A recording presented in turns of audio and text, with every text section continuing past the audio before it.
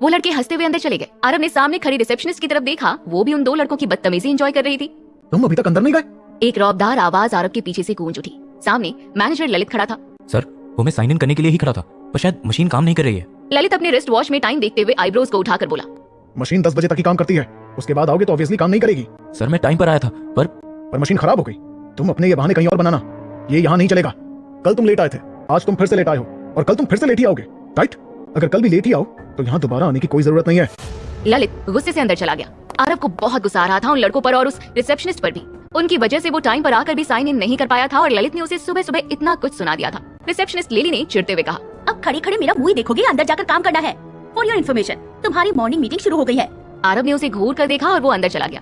आरव ने जल्दी से अपना बैग अपने डेस्क पर रखा और वो अंदर मीटिंग रूम की तरफ भागा। दरवाजा खोलते ही उसने जैसे ही अंदर झांका, उसका दिल घबराहट से धड़कने लगा। वहाँ सब बैठ गए थे, लेकिन लकीली मीटिंग अभी तक स्टार्ट नहीं हुई थी। आरव जाकर कॉर्नर के एक चेयर पर बैठ गया। कुछ देर बाद ललित अपने हाथ में एक कागज का टुकड़ा देखते हुए अपनी चेयर पर आकर बैठ गया। ललित रिपोर्ट देखकर बोला, टोटल 6 एम्प्लॉइज हैं जो कल ऑर्डर्स नहीं ला पाए। आरव को ये जानकर थोड़ी राहत मिली कि वो अकेला नहीं था जिसे पहले दिन कोई खास रिस्पॉन्स नहीं मिला था। पर अब उसकी टेंशन थोड़ी बढ़ भी गई, बिकॉज उन 6 लोगों के अलावा बाकी सबने ही पहले दिन से ही अपना टारगेट अचीव करना शुरू कर दिया था। ललित आरव की तरफ देखकर पूछते हुए बोला, कल तुम टीम में ऑनर गए थे ना, राइट? क्या तुम्हारी वहाँ के मैनेजर से बात हुई? आरव सबको देखते हुए अपनी जगह से उठकर खड़ा हो गया। यस सर, मैं वहाँ गया था। मैंने उन्हें अपनी डिटेल्स दे दी हैं और उन्होंने कहा कि वो मुझे कॉल करेंगे। आरव का ये कहना ही था कि वहाँ पर बैठा हर कोई हंसने लगा। आरव को समझ नहीं आया वो हंस क्यों रहे हैं। तुम उनके कांटेक्ट करने का वेट कर रहे हो? Are you out of your mind? तुम्हें क्या लगता है इस तरह वेट करते रहने से तुम्हारे पास ऑर्डर्स आ जाएंगे? अगर तुम इसी तरह अपनी पूरी जिंदगी भी इंतजार करते रहोगे ना, तो भी तुम्हें सामने से कोई कॉल नहीं आने वाला है। बी स्मार्टर, तुम अपनी तरफ से पूरे एफर्ट्स डालो। हो सके तो तुम उस रिसेप्शनिस्ट को कुछ गिफ्ट ऑर्डर करो या उसे कॉफी पर लेकर जाओ। तुम्हारी तरफ से जो भी हो सकता है उसे खुश करने के लिए तुम वो करो, ताकि वो चाहकर भी तुम्हें भूल ना पाए और मजबूर हो जाए तुम्हें अपने मैनेजर के सामने इंट्रोड्यूस करवाने के लिए। आरव को ललित की बात सही लग रही थी। उसने हाँ में सर हिला दिया। जी सर, मैं समझ गया। बस मेरा एक सवाल था कि जो गिफ्ट्स और कॉफी के पैसे होंगे वो कंपनी मुझे पे करेगी? वहाँ बैठे सभी एक बार फिर से हंसने लगे। उन्हें आरव के सवाल बहुत बचकाने लग रहे थे। अगर तुम वहाँ से ऑर्डर लाने में सक्सेसफुल हो जाते हो तो कंपनी तुम्हें पे करेगी, और अगर नहीं होते तो भूल जाओ। इसका ये मतलब होगा। ललित अभी कुछ कह ही रहा था कि तभी टेबल पर रखा आरव का फोन जोर से बजने लगा। आरव ने अपने पॉकेट से फोन निकाल कर देखा तो फोन बीना जी का था। आरव कुछ रिएक्ट करता उसके पहले ही ललित ने अपने हाथ को जोर से टेबल पर दे मारा और बोला, ऑफिस मीटिंग के टाइम पे फोन को साइलेंट भी रखते हैं, तुम्हें इतनी सी भी बात नहीं पता है? फोन कट करने के अलावा आरव के पास और कोई ऑप्शन नहीं था। उसने जल्दी से फोन कट किया और फोन टेबल पर रखने ही वाला था कि उसका फोन फिर से बजने लगा, जो ललित को और भी ज्यादा गुस्सा दिलाने के लिए काफी था। ललित ने आरव को घूरते हुए सबसे प्रीवियस डे का फॉलोअप लिया। आरव ने टाइम देखा, सुबह के 11:30 बज चुके थे। आरव समझ गया था कि मीटिंग बहुत ही ज्यादा देर चलने वाली है। आरव ने कुछ सोचकर टेबल के नीचे अपना फोन किया, अपने फोन में कॉन्टैक्ट्स ओपन किया और उसमें निहाल खन्ना के नाम पर क्लिक करके उसे एक मैसेज लिखा। I need 2 helpers urgently. मैं एक एड्रेस सेंड कर रहा हूँ, उन हेल्पर्स को वहाँ जाना है और वहाँ के ओनर जैसा इंस्ट्रक्शन दे वैसा काम करना है। मैसेज डिलीवर होने के कुछ सेकंड्स बाद ही निहाल खन्ना का मैसेज आया। Okay sir. आरव को लगा कि वो इतनी जल्दी यहाँ से निकल नहीं पाएगा, इसलिए उसने बीना जी के सामान की शिफ्टिंग के लिए निहाल खन्ना से कहकर कुछ हेल्पर मंगवा लिए थे। कुछ देर में हेल्पर काम पर लग गए और आरव निश्चिंत होकर वहाँ पर बैठा हुआ था। उसे इस बात की टेंशन तो नहीं थी कि उसकी वजह से उसके घर का काम रुक जाएगा, पर हाँ, ये टेंशन तो अभी उसे थी कि बीना जी आज उसे कितना ज्यादा ताना मारने वाली है। ललित आरव को घूरते हुए बोला, meeting is over now. Aarav meeting room से डायरेक्टली बाहर निकल आया। उसने ऑफिस के बिल्डिंग के बाहर अपना बाइक स्टार्ट। अगर कोई खास कहानी आप सुनना चाहते हैं तो हमें कमेंट में लिखकर जरूर बताइए, क्योंकि अगली बार वही कहानी हम सिर्फ आपके लिए लेकर आएंगे। स्टार्ट किया और घर के लिए निकल आया। उसे पता था कि आज बीना जी उस पर बहुत चिल्लाने वाली है। वो जैसे ही घर पहुंचा, घर की हालत देखकर वो शॉक्ड हो गया। ये सारा सामान कहाँ गया? लिविंग एरिया में कुछ भी नहीं था, एक चेयर तक नहीं था। आरव कुछ सोच या समझ पाता उससे पहले ही पीछे से उसे बीना जी की आवाज सुनाई दी। अच्छा, तो सारा काम खत्म होने के बाद तुम्हें यहाँ आने का टाइम मिला, और जब मैंने तुम्हें कल क्लियरली कहा था कि आज टाइम से यहाँ आ जाना, फिर? सॉरी मॉम, मैं मीटिंग में था। हाँ, तुम्हारी मीटिंग के चक्कर में तुम मेरी बेटी के पैसे उड़ाओ इसी तरह। अपना काम उन वर्कर्स को पकड़ा दिया। आरव ने कोई जवाब नहीं दिया। वो जानता था कि बीना जी से बहस करने का कोई मतलब नहीं था। अच्छा सुनो, मैंने अपनी जरूरत की सारी चीजें पैक करा ली हैं और मैं यहाँ से वही चीज लेकर जा रही हूँ जो मैंने या अदिति के पापा ने खरीदी थी, क्योंकि अब अगर हम सामान अपने साथ नहीं लेकर जाएंगे तो इस बुढ़ापे में हमें नया सामान खरीद कर कौन देगा? तुम देख लो, कहीं बाद में ऐसा ना हो कि तुम या अदिति ये बोलने लगो कि मैंने तुम लोगों के बारे में कुछ भी नहीं सोचा और सारा सामान लेकर चली गई। आरव ने पूरे घर में चारों तरफ देखा, वहाँ का सारा सामान गायब था। किचन से भी डेली यूज की जाने वाली सारी चीजें गायब थी। आरव को समझ आ गया कि बीना जी क्या चाहती थी कि जब वो सामान पैक करें तो आरव वहाँ रहे, ताकि अगर बाद में अदिति उनसे कोई सवाल पूछे तो वो ये कह सके कि आरव ने ही उन्हें सारा सामान ले जाने की परमिशन दी थी। हाँ मॉम, आपकी जरूरत की जो जो चीजें आप सब ले जाइए, हमें क्या प्रॉब्लम होगी? बीना जी ने टेबल पर रखा अपना पर्स और गोगल्स उठाया और बोली, अब तुम्हें हमारे साथ आने की कोई जरूरत नहीं है। वो हेल्पर सामान सेट करने में मेरी और अदिति के डैड की मदद कर देंगे। अदिति के डैड डायरेक्टली नए घर में वापस आ रहे हैं। बाय। बीना जी ये कहकर बिना आरव से कोई जवाब की उम्मीद किए जाने लगी, लेकिन फिर एकाएक वो अपनी जगह पर रुकी और बोली, और हाँ, ये घर मेरा है, तो तुम कभी ये समझने की भूल मत करना कि इस घर पर तुम्हारा भी कोई हक हो सकता है।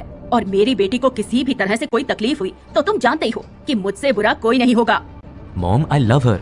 मेरी वजह से उसे कोई तकलीफ नहीं होगी, आप फिक्र मत कीजिए। बीना जी वहाँ से अपने हील्स को पटकते हुए बाहर निकल गई। आरव बस उन्हें बाहर जाता हुआ देखता रह गया। आरव ने घर का हुलिया देखा और बड़बड़ाते हुए बोला, घर में डेली यूज करने का भी कोई सामान नहीं रह गया। मुझे अदिति के आने से पहले सारा सामान लाकर सेट करना होगा, वरना उसे बहुत प्रॉब्लम हो जाएगी। आरव ये सोच ही रहा था, तभी उसका फोन जोर से बजने लगा। स्क्रीन पर निहाल खन्ना का नाम फ्लैश हो रहा था। आरव कॉल उठाकर बोला, यस सर, जैसा कि आपने कहा था, मैं मनाली शहर पहुंच गया हूँ। आपसे कब और कहाँ मिलना है, बस ये पूछना था। मैंने अभी तक लंच नहीं किया है। एक काम करते हैं, हम अभी आधे घंटे में मिलते हैं और मैं तुम्हें अपनी कोई पिक्चर भेज देता हूँ ताकि तुम्हें मुझे पहचानने में कोई दिक्कत ना हो।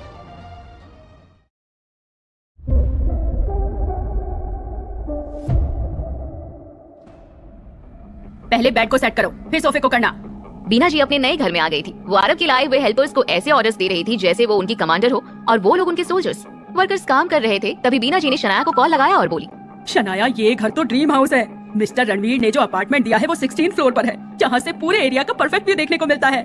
यहाँ का लिविंग रूम भी हमारे घर के 3 बेडरूम के बराबर है। सामने इतना अच्छा गार्डन है, तुम देखोगी तो तुम्हारे होश उड़ जाएंगे। अब तो चाहे कुछ भी हो जाए, मैं इस घर को नहीं छोड़ने वाली हूँ। मैं यहीं पर रहूंगी और हमेशा रहूंगी। अदिति से ये घर भी हम अपने नाम करवा लेंगे, क्योंकि मैं किसी भी कीमत पर इतनी अच्छी प्रॉपर्टी हाथ से नहीं जाने दे सकती। हाँ मॉम, ऐसा ही करना पड़ेगा और इसके लिए मिस्टर रणवीर के साथ हमें अपने कनेक्शंस और बेटर करने पड़ेंगे और उसके लिए सबसे पहले हमें अदिति और उस फर्नीचर का डिवोर्स कराना है। इधर आरव सीधे सिटी मॉल में गया। फर्नीचर के शॉप में एंट्री कर वो सामने बैठे रिसेप्शनिस्ट के पास गया। मैम, मुझे एक टीवी लेना है, तो कोई अच्छा सा मॉडल दिखा दीजिए।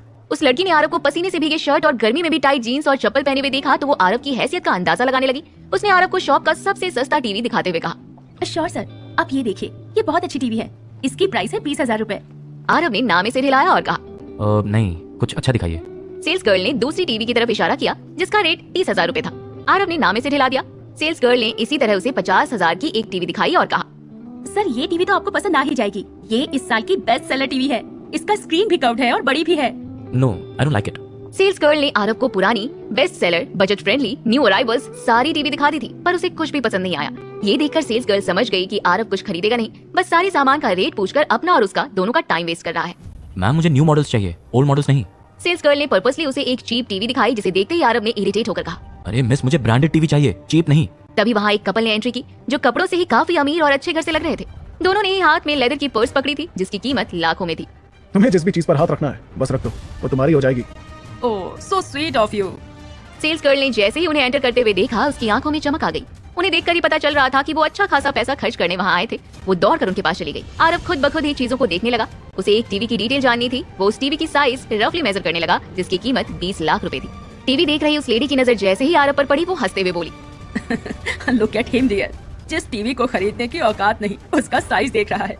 ये छोटे लोग और इनकी छोटी हरकतें कभी खत्म नहीं होंगी। वो आदमी भी उसकी बात पर हंसने लगा। वो लोग इतनी जोर से बात कर रहे थे कि आरव को भी उनकी बातें क्लियरली सुनाई दे रही थी। आरव ने उस सेल्स गर्ल को बुलाते हुए कहा, मैम, आप कुछ देर के लिए यहाँ आ सकती हैं?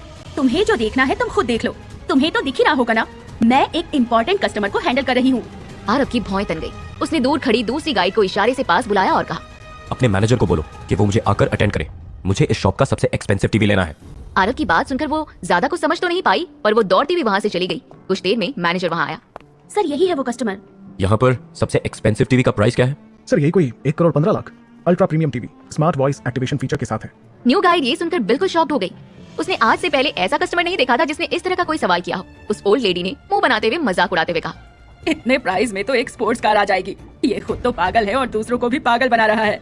वो कुछ लेगा नहीं, बस सबको बेवकूफ बना रहा है। जिस सेल्स गर्ल ने स्टार्टिंग में आरव को अटेंड किया वो भी हाँ में सिर हिलाते हुए बोली, यू आर राइट, ऐसे लोग पता नहीं क्यों आ जाते हैं हमारे स्टोर में। आरव को धीमे धीमे उनकी ये बात भी सुनाई दी। घर की जरूरत के जितने भी सामान हैं, जैसे कि फ्रिज, एसी, फैन वगैरह, मुझे वो सब भी चाहिए। तो आप एक काम कीजिए, इन सभी चीजों को पैक करवा के उनका इनवॉइस बनवा दीजिए और जरा जल्दी कीजिएगा। मैनेजर ने आरव के एक्सप्रेशंस को देखा और समझ गया कि वो कहीं से भी मजाक तो नहीं कर रहा था। सर मैं एक एक करके सबके फीचर्स आपको बता देता हूँ। नहीं, इसकी कोई जरूरत नहीं, बस सारा सामान बेस्ट होना चाहिए। ये लीजिए, ये मेरा ब्लैक रॉयल कार्ड है, आप इससे सारी पेमेंट कर लीजिए। इसका पासवर्ड 00000 है। मैनेजर की आंखें हैरानी से बड़ी हो गई। आज तक उसने कोई कस्टमर नहीं देखा था जिसे प्राइस से कोई मतलब ही नहीं हो। वहाँ शॉपिंग कर रहे ओल्ड मैन ने जैसे ही ब्लैक रॉयल कार्ड का नाम सुना, वो आरव को देखने लगा। ब्लैक रॉयल कार्ड इसके पास? वो तो पूरे मनाली में गिने चुने लोगों के पास ही है। ये तो कोई बहुत बड़ा आदमी है। उस आदमी ने अपनी पूरी जिंदगी में सिर्फ एक बार एक आदमी को ये कार्ड यूज करते हुए देखा था, और आज आरव जैसे साधारण आदमी के पास ये कार्ड देखकर उसके होश उड़ गए। आरव की रियल आइडेंटिटी के बारे में सोचकर उसके माथे से पसीना आने लगा। वो जल्दी से आरव की तरफ भागा। Sir, I am really sorry. मैंने आपको जो भी डिसरिस्पेक्टफुल वर्ड्स कहे थे उन सभी के लिए प्लीज फॉरगिव मी। उसके पीछे उसकी वाइफ खड़ी थी। उसे कोई आइडिया नहीं था कि उसका हस्बैंड उससे ये सब क्यों कह रहा है। डियर, आप इससे माफी क्यों मांग रहे हो? Shut up and get lost. ये कहकर वो आदमी वहाँ से बाहर जाने वाला था कि आरव ने उसे रोकते हुए कहा। वेट, ओल्ड मैन की घबराहट से सांसें तेज चलने लगी। देखिए, जब भी आप अपनी वाइफ या किसी भी लेडी से बात करें तो अपनी टोन, लहजे और तरीके का ध्यान रखें। इस तरह अपनी वाइफ को डिसरिस्पेक्टफुली सबके सामने ट्रीट करना आप जैसे बड़े लोगों पर अच्छा नहीं लगता। ओल्ड मैन को अपनी गलती रियलाइज हुई। उसने हाँ में सिर हिला दिया। वो ओल्ड लेडी हैरानी से आरव को देखने लगी। थोड़ी देर पहले तक वो आरव की बेइज्जती कर रही थी, पर फिर भी वो बदले में उसकी रिस्पेक्ट ही चाहता है। आरव वहाँ से काउंटर के पास चला गया। ऐसा एक पावरफुल और नोबल आदमी ही सोच सकता है। वो कपल वहाँ से निकल गए। मैनेजर ने उस कार्ड से बिल पे किया। सारे हाउस होल्ड सामान को मिलाकर 14 करोड़ हुए थे। आरव ने जिन हेल्पर्स को काम पर लगाया था उन्हें देने के लिए भी उसके पास पैसे नहीं थे। अब सुनिए, मुझे एक्चुअली कुछ पैसे कैश में कन्वर्ट करवाने थे, हो पाएगा? मैनेजर इतने बड़े कस्टमर की कोई बात कैसे ना कह सकता था। उसने फटाक से हाँ कह दिया और कुछ ही मिनट में 1 लाख रुपए कैश आरव को थमा दिया। मैं अपने हेल्पर्स को बुला लेता हूँ ताकि वो सारे सामान को घर पहुँचा दें। सर, आपको अपने हेल्पर्स को बुलाने की कोई जरूरत नहीं है। हमारे यहाँ हेल्पर्स हैं, वो सामान शिफ्ट करने में आपकी हेल्प करेंगे। आरव ने टाइम देखा। निहाल खन्ना के साथ लंच में अभी 20 मिनट रह गया था। आरव ने अपने घर का एड्रेस मैनेजर को दे दिया और कहा, आप एक काम करना, एक सोफा सेट सेलेक्ट करना और मुझे उसकी पिक्चर्स भेज देना। मैं देखकर बताता हूँ कि जो भी फाइनल होगा आप उसे भी इसी एड्रेस पर भिजवा देना। मुझे और भी फर्नीचर लेना है तो मैं जरा उसके लिए निकलता हूँ। सर, आप प्लीज मेरे साथ आइए। मैं आपको बेस्ट सोफा शॉप में लेकर चलता हूँ जहाँ बेस्ट क्वालिटी के फर्नीचर्स मिलते हैं। नहीं, फर्नीचर मुझे बिल्कुल नॉर्मल क्वालिटी का ही चाहिए। बाकी आप संभाल लीजिए, मैं भी निकलता हूँ। सर डोंट वरी, मैं अपनी गाइड को भेजता हूँ। आपके रिक्वायरमेंट्स के अकॉर्डिंग आपके लिए फर्नीचर्स हम सेलेक्ट कर आपको शो करेंगे। आप देख लेना, वो ठीक लगे तो उन्हें भी साथ में ही हमारे हेल्पर्स आपके घर पहुंचा देंगे। Is it fine? आरव को मैनेजर का आइडिया पसंद आया। वो खुद भी यही करने का सोच रहा था। उसने हाँ में सिर हिलाया और वो वहाँ से बाहर निकल गया। आरव ने फोन चेक किया। निहाल का मैसेज था। गाड़ी number HP 0000 Rolls Royce. Aarav ने फोन रखकर अपनी चारों तरफ नजरें दौड़ाई। रोड की दूसरी तरफ एक व्हाइट रोल्स रॉयस खड़ी थी। वो कार निहाल खन्ना ने भेजा था। आरव दूसरी तरफ गया। कार का डोर ओपन कर उसने अपनी चारों तरफ नजरें दौड़ाई और अंदर बैठ गया। ड्राइवर ने फोन में आरव की फोटो देखकर ये कंफर्म किया कि उसने सही आदमी को पिक किया है। उसने गाड़ी स्टार्ट कर आगे बढ़ा दी। आरव इस बात से अनजान था कि 2 आंखें थी जो उसे कार में बैठते हुए देख चुकी थी।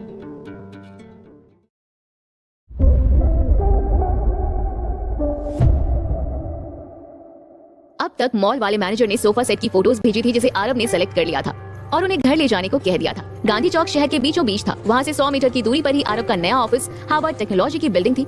अभी लंच टाइम होने की वजह से एम्प्लॉइज का एक ग्रुप बाहर लंच करने जा रहा था। तभी उनकी नजर निहाल खन्ना के भेजे कार पर पड़ी। हार्वर्ड टेक्नोलॉजी की रिसेप्शनिस्ट लिली शॉक्ड होकर, ओह माय गॉड, ये तो रोल्स रॉयस कार है ना? ये किसी कलेक्टर या किसी मिनिस्टर की गाड़ी लग रही है। ये तो करोड़ों की है। मैंने कुछ दिन पहले देखा था। ये पूरी दुनिया में कुछ गिने चुने लोगों के पास ही है। कार में वो वीआईपी आदमी बैठा हुआ है क्या? कहीं ये नीरज चोपड़ा मनाली का सबसे अमीर शख्स तो नहीं है? लेकिन ये गाड़ी का नंबर तो उसका नहीं लग रहा। गाइस देखो, कोई कार में बैठ रहा है। आरव इस बात से अनजान था कि उसकी कंपनी के लोग उसे देख रहे हैं। वो कार में बैठ गया। रिसेप्शनिस्ट ने आरव का फेस नहीं देखा था। वो सिर्फ उसे पीछे की तरफ से ही देख पाई थी। लेकिन इस सीन से ही वो काफी इंप्रेस लग रही थी। एक सुपर रिच आदमी उसकी आंखों के सामने अपनी कार में बैठ रहा था। वो अफसोस करने लगी कि इतना अच्छा मौका था उस लड़के को सामने से देखने का, लेकिन उसने मिस कर दिया। कुछ देर में ही वो कार मणिकर्णिका पैलेस के अंदर एंटर कर चुकी थी। पूरी मनाली में वो एक ऐसी जगह थी जहाँ पर शहर के सबसे ज्यादा रईस लोग अपनी प्राइवेट पार्टी या मीटिंग्स अरेंज करते थे। सर, मैं कार पार्क करके आता हूँ, फिर मैं आपको सबके बताए हुए एड्रेस पर ले चलूंगा। Sure, you can go. Aarav बाहर उतर गया। उसने चारों तरफ देखा। एंट्रेंस से लेकर बिल्डिंग का लेआउट रजवाड़ी तरीके से डिजाइन किया गया था। सामने ही जंगल स्टार्ट हो रहा था जहाँ पर बड़े बड़े बांस के पेड़ लगे हुए थे। वो पूरा नजारा आरव की आंखों को बहुत सुकून दे रहा था। पिछले 3 सालों में आरव को कभी लगा ही नहीं था कि वो इस तरह का नजारा ऐसी जगह पर फिर कभी जा पाएगा। वो उस जगह को देखते हुए बिल्डिंग के एंट्रेंस पर आया ही था कि वो किसी से टकरा गया। अरे आई एम सॉरी। आरव का ध्यान नहीं था, इस वजह से वो इस लड़की से टकरा गया था। इसलिए उसने जल्दी से माफी मांगा। पहले तो उस लड़की ने आरव को सॉरी बोलने के लिए अपना मुंह खोला ही था, लेकिन फिर उसकी नजर आरव के कपड़ों पर गई और अगले ही पल उसका रिएक्शन बदल गया। तुम मेरा पीछा करते हुए यहाँ आए हो? अरे मैंने कब तुम्हारा पीछा किया? मैं तो बस यहाँ से गुजर रहा था। क्या तुम मेरा पीछा कर रही हो? तुम मीडिया वाले हो क्या? नहीं, लेकिन क्यों? अगर तुम मीडिया वाले नहीं हो तो जरूर तुम यहाँ के वेटर होंगे। और जैसे ही तुम्हें पता चला होगा कि मैं यहाँ आई हूँ, जानबूझकर मेरे रास्ते में आ गए। देखिए, मैं कोई वेटर नहीं हूँ, मैं यहाँ लंच के लिए आया हूँ। तुम यहाँ लंच के लिए आए हो? तुम्हें और कोई नहीं मिला अपनी लंबी लंबी बातें फेंकने के लिए? ये मणिकर्णिका पैलेस है, यहाँ कोई भी ऐरा गैरा नहीं आ सकता। मैं तो तुम्हें यही एडवाइस करूंगी कि तुम यहाँ से जितनी जल्दी हो सके निकल जाओ, क्योंकि अगर तुम्हें किसी ने यहाँ देख लिया तो वो तुम्हें धक्के मारकर बाहर निकलवा देंगे। अरे तुम मेरी फिक्र मत करो, मुझे तो उल्टा तुम्हारी अपीयरेंस से लग रहा है कि तुम कोई चोर हो। देखो, इससे पहले गार्ड्स तुम्हें देख लें, तुम्हें यहाँ से ना जल्दी से निकल जाना चाहिए, वरना बेकार में जेल जाना पड़ जाएगा। तुम्हारी हिम्मत कैसे हुई मुझे चोर कहने की? तुम जैसे इंसान के साथ आर्ग्यूमेंट नहीं कर सकती मैं, और जब तुम्हें पता चलेगा कि मैं कौन हूँ तो तुम्हें अफसोस होगा कि तुमने मुझसे इस तरीके से बात की है। आफ्टर ऑल तुम मेरा फेस देखना भी डिजर्व नहीं करते। अपनी बात कहकर वो लड़की अंदर चली गई। उसने जो हाई हील्स पहन रखे थे वो बहुत जोरों की आवाज कर रही थी, जिससे उस लड़की का गुस्सा साफ पता चल रहा था। आरव ने अपना सिर हिलाया और मुस्कुराने लगा। उसने कभी वो एक्सपेक्ट नहीं किया था कि वो ऐसी जगह पर आकर भी किसी ऐसी लड़की से टकरा सकता है। तभी वहाँ ड्राइवर दौड़ते हुए आया और घबराते हुए कहा, सर आप यहाँ हैं, मैं कब से आपको ढूंढ रहा हूँ। आई एम सॉरी, वो तुम्हारा वेट करते टाइम मेरे पास करने के लिए कुछ नहीं था ना, तो सोचा अब तक जगह ही देख लूँ। सर अगर आपको अभी जगह देखनी हो तो मैं किसी और को बुला दूं, वो आपको जगह देखने में आपकी हेल्प कर देंगे। नहीं नहीं, बाद में देख लूंगा, अभी पहले अंदर चलते हैं, मुझे बहुत भूख लगी है। हाँ श्योर सर, आप मेरे साथ आइए। दोनों अंदर जाने लगे। आरव ने ध्यान दिया कि ड्राइवर उसे उस डायरेक्शन में लेकर जा रहा था जिस डायरेक्शन में वो लड़की गई थी। आरव ने पैलेस की दीवारों को देखा। अंदर के डिजाइन्स को देखते हुए उसे फील हो रहा था जैसे वो पुराने जमाने की किसी हवेली में आ गया है। वहाँ बहुत ही ब्यूटीफुल लड़कियां एंट्रेंस पर खड़ी थी। ड्राइवर और आरव को देखकर उन दोनों ने जल्दी से डोर ओपन किया। फर्स्ट फ्लोर में लॉबी था, वो बहुत ही मैग्निफिसेंट लग रहा था। सारी टेबल्स और चेयर्स टॉप क्लास की लकड़ी के बने थे। वहीं एक मिडिल एज आदमी और एक लड़की हॉल में बैठे हुए थे। आरव को देखते ही वो आदमी अपनी जगह से खड़ा हो गया और जल्दी से आरव के पास आकर बोला, nice to meet you mister Ambani, मैं निहाल खन्ना हूँ। इट इज माय ऑनर कि मुझे आपसे मिलने का मौका मिला। निहाल खन्ना के पीछे बैठी लड़की ने जैसे ही आरव को देखा, उसके चेहरे का रंग उड़ गया। वो वही लड़की थी जिसे आरव एंट्रेंस से पहले टकराया था। उस लड़की की हालत थी काटो तो खून नहीं। उसने कभी इमेजिन नहीं किया था कि एक मामूली सा दिखने वाला इंसान इतना बड़ा आदमी निकलेगा। आरव ने उसे पहचान लिया। उसके चेहरे पर एक स्माइल आ गई और वो बोला, निहाल खन्ना, तुम्हारे साथ ये ब्यूटीफुल लेडी कौन है? निहाल खन्ना ने जल्दी से उस लड़की की तरफ देखा और कहा, क्यारा प्लीज कम, इनसे मिलो। ये है मिस्टर अंबानी जिनके बारे में मैंने तुम्हें बताया था। कम और इन्हें ग्रीट करो। वो लड़की जिसका नाम क्यारा था, वो ऑकवर्डली फेस पर स्माइल लाते हुए आरव के पास आई। मिस्टर अंबानी, अभी जो कुछ भी हुआ मुझे नहीं पता था कि वो आप थे। आपसे बदतमीजी करने के लिए प्लीज मुझे माफ कर दीजिए। निहाल खन्ना ने जैसे ही क्यारा की बातें सुनी, उसके चेहरे का एक्सप्रेशन बिल्कुल डार्क हो गया। वो शॉक्ड हो गया। क्या हुआ? क्या किया तुमने? निहाल खन्ना को आज ही पता चला था कि क्यारा भी किसी कंसर्ट के लिए मनाली आई हुई है, तो उसने स्पेशली क्यारा को इनवाइट किया था क्योंकि क्यारा कंट्री की सबसे टॉप एक्ट्रेस और मॉडल्स में से एक थी। निहाल खन्ना को लगा था कि सिर्फ आरव और निहाल खन्ना का साथ में बैठकर लंच करना थोड़ा अजीब ना हो जाए, इसलिए एंटरटेनमेंट और ड्रिंकिंग के पर्पज से उसने क्यारा को इनवाइट किया था। निहाल खन्ना ने कभी सपने में भी नहीं सोचा था कि क्यारा आरव से बदतमीजी कर सकती है। क्यारा ने बहुत बड़ी प्रॉब्लम क्रिएट कर दी थी। अगर उसकी वजह से आरव को किसी भी तरह की कोई भी परेशानी हुई तो 2 मिनट नहीं होंगे और उसे अपनी पोस्ट से हाथ धोना पड़ जाएगा। निहाल खन्ना को गुस्सा आने लगा। क्यारा की नजर जैसे ही निहाल खन्ना पर पड़ी, उसको उससे बहुत ही ज्यादा डर लगने लगा और उसके होंठ कांप रहे थे। और किसी को शायद निहाल खन्ना के पावर्स और एबिलिटी के बारे में अंदाजा ना हो, लेकिन वो निहाल खन्ना को पिछले 5 सालों से जानती थी। आज क्यारा देश की सबसे बड़ी एक्ट्रेस और मॉडल थी, जो सिर्फ निहाल खन्ना की वजह से हो पाया था। और निहाल खन्ना के लिए क्यारा को मिनटों में रोड पर लाना कोई बड़ी बात नहीं थी। आरव ने माहौल को लाइट करने के लिए कहा, अरे डोंट वरी गाइस, ये सब बाय मिस्टेक हुआ है। तुम लोगों को इतना नर्वस होने की कोई जरूरत नहीं है। टू बी ऑनेस्ट, अगर मुझे भी पता होता कि कियारा वही फेमस मॉडल और एक्ट्रेस हैं, तो मैं भी इनसे इस तरीके से बात नहीं करता। क्यारा को समझ नहीं आ रहा था कि आरव उसकी तारीफ कर रहा था या उसकी इंसल्ट। उसने जल्दी से घबराते हुए कहा, mister Ambani, I am really sorry. मेरा कोई इंटेंशन नहीं था वो सब करने का। आई डोंट नो मैं आपसे कैसे माफी मांगू, बट प्लीज आप मुझे अगर आपको ये कहानी पसंद आ रही है तो अभी इसे लाइक करें और आने वाले एपिसोड सुनने के लिए तुरंत सब्सक्राइब करें। साथ ही बेल आइकन जरूर दबाएं ताकि इस खूबसूरत सी कहानी का एक भी एपिसोड आपसे मिस ना हो। माफ कर दीजिए, ऐसा दोबारा कभी नहीं होगा। ठीक है, मैं तुम्हें माफ कर दूंगा, लेकिन उससे पहले तुम्हें मेरे लिए कुछ करना होगा।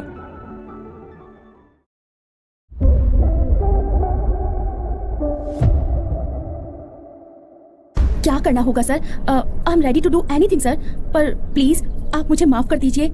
मेरी वाइफ और उसकी बहन तुम्हें बहुत पसंद करते हैं। अगर तुम्हारा ऑटोग्राफ मिल जाएगा तो वो दोनों बहुत खुश हो जाएंगे। आरव की बात सुनकर क्यारा और निहाल खन्ना दोनों बहुत ही ज्यादा हैरान हो गए। यहाँ आने से पहले क्यारा को बहुत ही नर्वसनेस फील हो रही थी। उसे समझ नहीं आ रहा था कि वो मिस्टर अंबानी जितनी पावरफुल और नोबल पर्सन को कैसे इंप्रेस करेगी। लेकिन यहाँ तो फर्स्ट मीटिंग ही बहुत खराब होने के बावजूद आरव उससे बिल्कुल भी गुस्सा नहीं था। क्यारा अपने चेहरे पर एक बहुत बड़ी स्माइल लाते हुए बोली, ये मेरे लिए प्लेजर की बात होगी सर, मुझे कहाँ साइन करना होगा? आरव ने अपना पॉकेट चेक किया। वो अपने साथ कोई भी पेपर नहीं लाया था। ये देखकर निहाल खन्ना ने वेटर को ऑर्डर देते हुए कहा, जल्दी जाकर एक पेपर लेकर आ जाओ। निहाल रहने दो, उसकी कोई जरूरत नहीं पड़ेगी। मिस कियारा, आप एक काम कीजिए, मेरी शर्ट पे ही साइन कर दीजिए।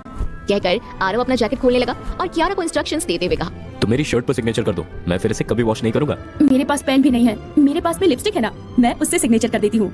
क्यारा ने अपने पर्स में से अपना लिपस्टिक निकाल लिया। उसने आरव के लेफ्ट चेस्ट पर सिग्नेचर किया और उसमें एक हार्ट भी बना दिया। Is that okay sir? Sure, मेरी वाइफ इसे देखकर बहुत ज्यादा खुश हो जाएगी।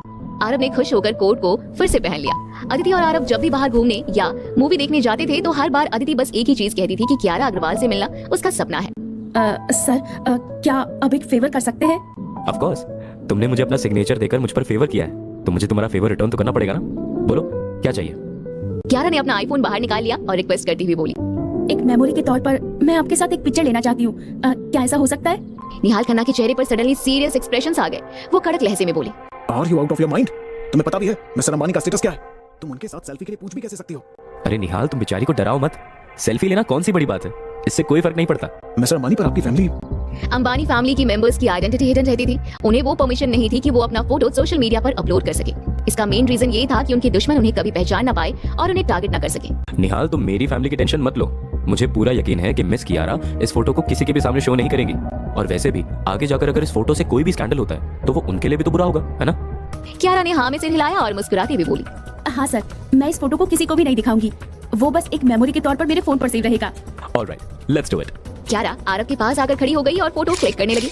वो आरव के चेस्ट के बिल्कुल पास खड़ी थी। निहाल खन्ना सोच रहा था कि इतनी जल्दी आरव ने कियारा को माफ कैसे कर दिया, क्योंकि इन जनरल ऐसा होता नहीं है। उसके दिमाग में ये बात आई कि शायद कियारा एक सुपरस्टार है और इतनी ब्यूटीफुल और चार्मिंग भी है, इसी वजह से आरव को उस पर गुस्सा नहीं आया था। ये सोचकर ही निहाल खन्ना को खुशी होने लगी। इसी बात के लिए उसने स्पेशली कियारा को वहाँ इन्वाइट किया था। वो सोचने लगा कि आगे चलकर अगर कियारा और आरव के बीच कोई रिलेशनशिप डेवलप होता भी है तो वो उसके लिए ही फायदेमंद रहेगा। निहाल खन्ना ने अपने रिस्ट वॉच में टाइम देखा, 2:30 बजने वाले थे। सर, अगर आप कहें तो हम खाते टाइम बात करें, खाने का टाइम हो गया है। श्योर। आरव निहाल खन्ना और कियारा के साथ लॉबी से होते हुए अंदर कोर्टयार्ड की तरफ चला गया। वहाँ पवेलियन से पानी की बूंदें लगातार गिर रही थी और पानी के गिरने की आवाज वहाँ गूंज रही थी। पवेलियन के चारों तरफ तालाब था जिसमें लोटस फ्लावर्स थे। वहाँ का पानी एकदम साफ था। अंदर कुछ मछलियाँ भी तैर रही थी और ये साफ दिखाई दे रहा था। यहाँ का व्यू सैटिस्फाइंग है। आरव के चेहरे पर मुस्कुराहट देखकर निहाल खन्ना ने जल्दी से कहा, सर, अगर फ्यूचर में भी आप यहाँ पर आना चाहें तो आप आ सकते हैं। मैं होटल के ओनर से बात कर लूंगा, फिर उनको पहले से ही पता होगा कि आप यहाँ पर आने वाले हैं। निहाल खन्ना के कंट्रोल में नॉर्थ का ये एरिया था। यहाँ के सभी इंपॉर्टेंट बिजनेसमैन को निहाल खन्ना जानता था और उसे भी सब कोई जानते थे। सर, आप वाइन लेंगे? आरव ने हाँ कहा तो निहाल ने वाइन से 2 ग्लास भर लिया और उसे चीयर्स करते हुए आरव को रेस्पेक्ट शो करने के लिए निहाल ने अपना पूरा वाइन का ग्लास खत्म कर लिया। आरव ने ग्लास से एक सिप लिया और बोला, निहाल, लास्ट नाइट तुमने बहुत अच्छा काम किया है, तो उस खुशी में ये वाइन का ग्लास मेरी तरफ से। आरव ने निहाल की ग्लास टेबल पर से उठा ली। ये देखकर निहाल हड़बड़ाते हुए अपनी जगह पर खड़ा हो गया। आरव की बात से वो बिल्कुल सरप्राइज हो गया था। सर, आपको थैंक यू बोलने की कोई जरूरत नहीं है। वो मेरे लिए खुशी की बात है कि मैं आपके किसी काम आ सका। अरे तुम पहले आराम से बैठ जाओ। तुम्हें बात बात पर मेरे सामने खड़े होने की कोई जरूरत नहीं है। हम यहाँ साथ में खाना खाने आए हैं। थोड़ा कैजुअल हो जाओगे तो मुझे कोई फर्क नहीं पड़ेगा। आरव ने ग्लास से दूसरा सिप लिया। उसने जैसे ही अपना ग्लास टेबल पर रखा, कियारा ने उसे खाना ऑफर करते हुए कहा, सर आप ये ट्राई करेंगे? मिस कियारा, मैं खुद ले लूंगा, तुम प्लीज इतना पोलाइट मत हो। सर यहाँ सिर्फ मैं ही पोलाइट नहीं हो रही हूँ, आप भी तो मेरे लिए पोलाइट ही हैं। आप निहाल सर को उनके नाम से पुकार रहे हैं पर आप मुझे मिस कहकर पुकार रहे हैं। आपको भी तो मुझे सिर्फ मेरे नाम से पुकारना चाहिए, राइट? बात तो सही है। आरव को भूख लगी हुई थी। आरव ने अपना खाना चॉपस्टिक से उठाया और खाने लगा। अब कियारा थोड़ी रिलैक्स फील कर रही थी। उसने अपनी लाइफ में बहुत से अमीर लोगों को देखा था, पर उनमें से एक भी ऐसा इंसान आरव की तरह इसी रिस्पेक्टफुल और अप्रोचेबल नहीं था। निहाल, मैं फिलहाल हार्वर्ड टेक्नोलॉजी नाम की कंपनी में काम कर रहा हूँ। वहाँ का मैनेजर ललित गंगवार है। उसने मुझे एक टास्क दिया है कि मुझे डेमन कंपनी से ऑर्डर्स लाने हैं, तो तुम मेरे लिए जरा इस मैटर में प्लीज देख लो। निहाल, जिसने अभी वाइन का सिप मुंह में लिया था, आरव की बात सुनकर वो उसकी गले में अटक गया और उसे जोरों की खांसी आने लगी। अरे are you okay? Yes sir, लेकिन आप इतनी छोटी कंपनी में काम क्यों कर रहे हैं? वो सब काम की बात नहीं है। इंपॉर्टेंट ये है कि आपको इस मैटर में देखना है और मेक श्योर करना है कि मुझे वो ऑर्डर्स मिल जाए। और हाँ, मेरी आइडेंटिटी रिवील नहीं होनी चाहिए। निहाल के मन में काफी सारे सवाल घूम रहे थे, लेकिन उसकी हिम्मत नहीं थी कि वो आरव से कोई भी सवाल कर सके। नो प्रॉब्लम सर, मैं डेमन ऑनर के जनरल मैनेजर से अभी बात करता हूँ। क्या मैं इसमें कुछ कर सकती हूँ? आज शाम ही मुझे इस कंपनी में एक एडवर्टाइजमेंट की शूटिंग के लिए जाना है और शायद मुझे वहाँ की जनरल मैनेजर से भी मिलने का मौका मिल सकता है। अगर आपने मेरा काम कर दिया तो नेक्स्ट टाइम मैं आपको मील के लिए लेकर जाऊंगा। Deal done. तो एक ड्रिंक मेरी तरफ से। कियारा ने आरव की ग्लास फिल कर दी। आरव ने एक ही बार में पूरी वाइन खत्म कर दी। जब भी सामने कोई लेडी होती है तो उसकी रिस्पेक्ट के लिए आरव ऐसा ही करता था, ताकि सामने वाली लेडी को अच्छा लगे और वो आरव को अनमैनली फील ना करे।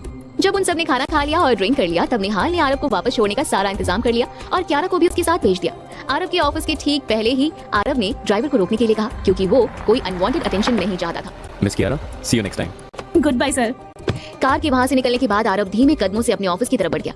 उसने घड़ी में टाइम देखा, अभी शाम के 6 नहीं बजे थे, पर अब वो डायरेक्टली साइन इन करने के बाद ही घर जाने वाला था, इसलिए वो ऑफिस के अंदर आ गया। उसने जैसे ही कंपनी के अंदर एंटर किया, उसे फिर से वही रिसेप्शनिस्ट लिली दिखी। तुम बाहर अपना काम करने नहीं जा रहे हो, तुम घूमने जा रहे हो, राइट? अरे अब मैं क्या कंपनी में वापस भी नहीं आ सकता? रिसेप्शनिस्ट लिली आरव के बिल्कुल पास खड़ी थी। उसे आरव के मुंह से अल्कोहल की स्मेल आने लगी। Good for you. बाहर जाकर अपना काम करने की जगह पर तुम ड्रिंक कर रहे हो। मैं अभी जाकर मैनेजर को ये बात बताती हूँ और फिर मैं देखती हूँ वो तुम्हें कैसे छोड़ते हैं। रिसेप्शनिस्ट पीछे मुड़ी और तेज कदमों से चलते हुए अंदर की तरफ जाने लगी। उसने अब आरव को मौका ही नहीं दिया अपनी बात को एक्सप्लेन करने का।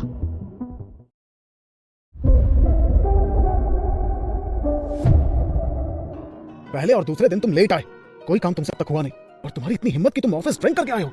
तुम यहाँ काम करने आए हो या कोई मजाक चल रहा है? सारे एम्प्लॉयज अपने अपने डेस्क से बाहर झांक रहे थे, जैसे उन्हें कोई मूवी फ्री में देखने को मिल गई हो। सर, पर सुबह आपने ही तो कहा था कि मैं पर्सनली डेमन ऑनर की रिसेप्शनिस्ट को अपने साथ लंच या डिनर पर लेकर जाऊं। मैं तो वही कर रहा था। मैं बस आपके ऑर्डर्स को फॉलो करते हुए ही उसके साथ जा रहा था। ललित को आरव से ये आंसर की तो बिल्कुल उम्मीद नहीं थी। वो बिल्कुल हैरान होकर बोले, तुम सच में डीमन ऑनर की रिसेप्शनिस्ट को लंच पर लेकर गए थे? ललित ने पिछले 6 महीने से कितनी ही बार अपने एम्प्लॉयज को उस कंपनी में भेजा था। कई बार वो खुद भी गया था, लेकिन आज तक ना ही मैनेजर और ना ही रिसेप्शनिस्ट ने उसकी किसी भी बात में हामी भरी थी। ललित ने तो उम्मीद छोड़ दी थी कि उस कंपनी से उसे कोई फायदा भी होने वाला है और वहाँ से कोई रिस्पॉन्स नहीं मिलेगा। यही सोचकर वो कंपनी उसने आरव को असाइन किया था। आरव ने कोई भी अनयूजुअल एक्सप्रेशन नहीं दिखाया और आगे झूठ बोलते हुए कहा, हाँ बिल्कुल, उन्होंने अपने मैनेजर के साथ मीटिंग करने के लिए हाँ कह दिया है और अगले 2 दिनों में शायद हम उनसे मिल भी सकते हैं। अब ललित के पास आरव को डांटने के लिए कुछ भी नहीं रह गया था। वो सोचने लगा कि अगर आरव ये डील लाने में कामयाब हो जाता है तो उसकी कंपनी को कितना ज्यादा फायदा होगा। अगर तुम वो डील लाने में कामयाब हो जाते हो तो तुम्हें बहुत बेनिफिट होने वाला है, लेकिन अगर तुम इस वर्क में फेल हो जाते हो तो इस मंथ के एंड होते ही तुम्हें कंपनी छोड़नी पड़ेगी। ठीक है सर। आरव वहाँ से जाकर अपनी डेस्क पर आराम से बैठ गया। उसे पता था उसका काम निहाल कर रहा था तो वो पक्का हो ही जाना था, लेकिन उसने ललित को इस बारे में नहीं बताया, क्योंकि अगर ललित को पता चलता कि आरव का काम हो गया तो वो उसको नया काम दे देता। आरव ने देखा एम्प्लॉयज का एक झुंड धीमी आवाज में कुछ बातें कर रहा है। आरव धीरे से उनकी जगह पर गया। यार वो रोल्स रॉयस कार कितनी ज्यादा लग्जरियस थी। यार कार का नंबर भी तो कितना यूनिक था, और ऐसे नंबर्स की गाड़ी किसी बहुत ही रिच पर्सन की होती है। गाइस, मैंने फोटो लिया है उस कार की और उस आदमी का भी जो उस कार में बैठ रहा था। बस अफसोस मुझे इस बात का है कि थोड़ी देर पहले मैंने उस तरफ देखा होता तो शायद उस अमीर ज़्यादा की शक्ल भी देख ली होती। अपने कलीग्स के डिस्कशन को सुनकर आरव बस स्माइल करने लगा। उसने सोचा नहीं था कि वो लोग उसके बारे में बात कर रहे होंगे। आरव को स्माइल करते हुए देखकर रिसेप्शनिस्ट लिली ने उसे घूर कर देखा और बोली, तुम खुश क्यों हो रहे हो? अपने आप को समीर आदमी की जगह इमेजिन कर रहे हो क्या? डोंट वरी, अगर तुम पूरी जिंदगी भी सपने देखते रहोगे ना तो कभी भी उस कार का एक चक्का भी नहीं खरीद पाओगे। एक दूसरा लड़का हैरान होकर, गाइस, उस अमीर आदमी और आरव की ड्रेस बिल्कुल एक जैसी है। आरव ने भी फोटो देखी। फोटो में कार का डोर ओपन हो रहा था और इस वजह से आरव का आधा शरीर कार के अंदर ही था। दोनों ने कपड़े एक जैसे पहन रखे हैं, पर दोनों के कपड़ों में जमीन आसमान का फर्क है। कहाँ वो आदमी रोल्स रॉयस में घूम रहा है और कहाँ ये फटीचर आरव अंबानी एक मोटरसाइकिल में घूमता है। हाँ, मैं बाइक पर घूमता हूँ, पर इससे क्या फर्क पड़ता है? मतलब जो इंसान बाइक पर घूमता है क्या वो कभी कार नहीं ले सकता? तुम सच में एक बेशर्म आदमी हो और शायद ड्रिंक करने के बाद तुम अपने होश में नहीं हो, इसलिए तुम्हें नहीं पता कि तुम किस बारे में बात कर रहे हो। तुम खुद को सच में अंबानी समझने लगे हो। तुम भूल रहे हो कि तुम्हारी औकात क्या है और तुम किस चीज का सपना देख रहे हो। अगर तुम जैसा फटीचर अंबानी ऐसे सपने देखने लगा ना तो अमीर भी शर्म के मारे पानी में डूब जाएंगे। इस कार के डिस्कशन से आरव को याद आया, आज सुबह अदिति ने उसे कहा था कि अब उन्हें एक कार ले लेनी चाहिए। आरव अपनी डेस्क पर आ गया और अपने लैपटॉप के टैब में गूगल ओपन किया और वहाँ सर्च किया। Best cars for family. Screen पर बहुत सारे कार्स की पिक्चर्स आ गई। इस समय रिसेप्शनिस्ट वहाँ से पास कर रही थी। उसने जैसे ही आरव के स्क्रीन पर इतनी कार्स की पिक्चर्स देखी, उसके चेहरे पर एक स्माइल आ गई। तुम्हारी हैसियत है इनमें से एक भी कार खरीदने की? तुमने कभी इनकी पिक्चर्स भी देखी थी? तुम्हें क्या फर्क पड़ता है जानकर कि मैं ये खरीद सकता हूँ कि नहीं? रिसेप्शनिस्ट ने अपने दोनों हाथों को क्रॉस कर लिया और उसके सामने एटीट्यूड से खड़े हो गई और स्क्रीन पर दिख रहे कार की तरफ इशारा करते हुए बोली, अगर तुम ये कार खरीद लेते हो तो मैं तुम्हारे साथ नाइट राइड पर चलने के लिए रेडी हूँ। नाइट राइड के लिए किसी से पूछना, इसका मतलब होता है कि वो पर्सन सामने वाले इंसान के साथ फिजिकल होने में इंटरेस्टेड है। आरव ने एटीट्यूड से उसके चेहरे की तरफ देखा और बोला, सॉरी, पर मैं तुम्हारे साथ कहीं भी जाने में कोई इंटरेस्ट नहीं रखता। रिसेप्शनिस्ट को आरव से ऐसी जवाब की बिल्कुल भी उम्मीद नहीं थी। एम्बैरेसमेंट से उसका चेहरा लाल हो गया।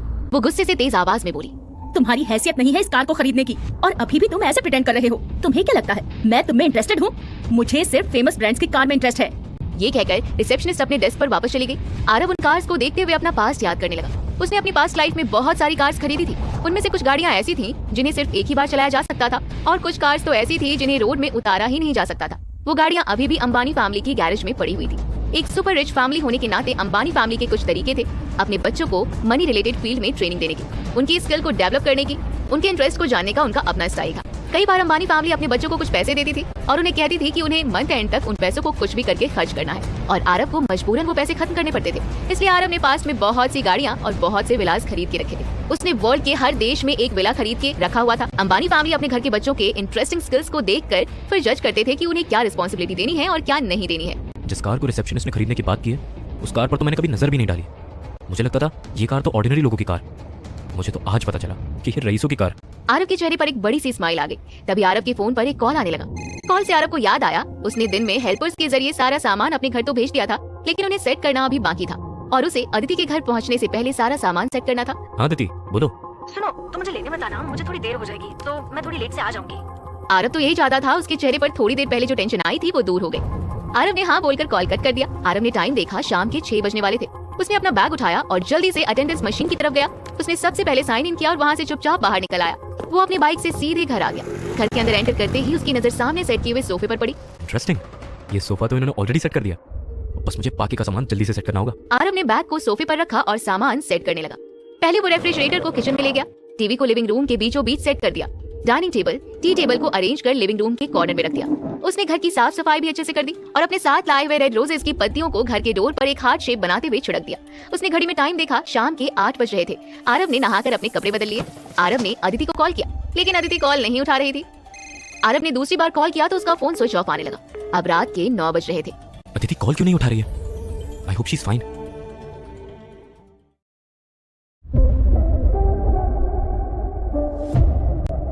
अरे ऑफिस तो बंद है, तो फिर अदिति कहाँ गई?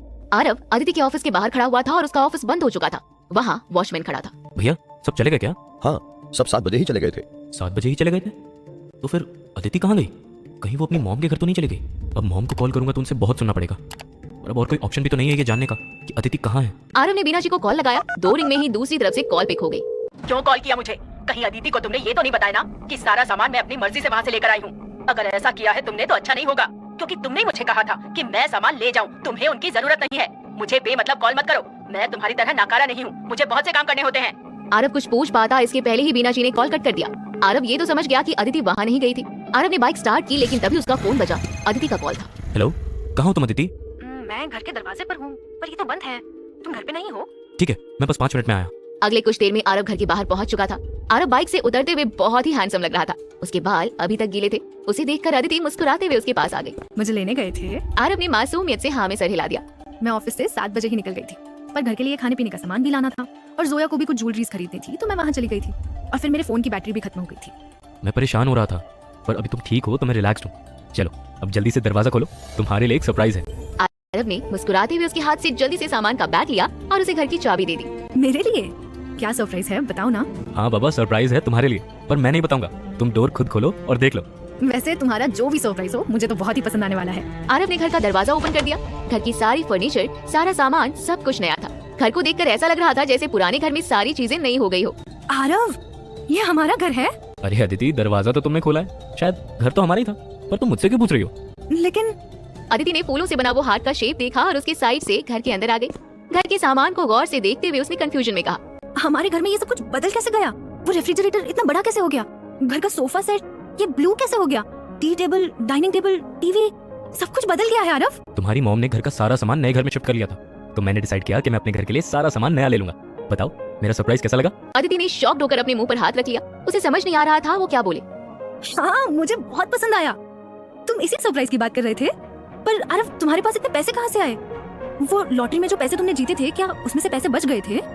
आरव ने लॉटरी का एक्सक्यूज अदिति को पहले ही दे दिया था।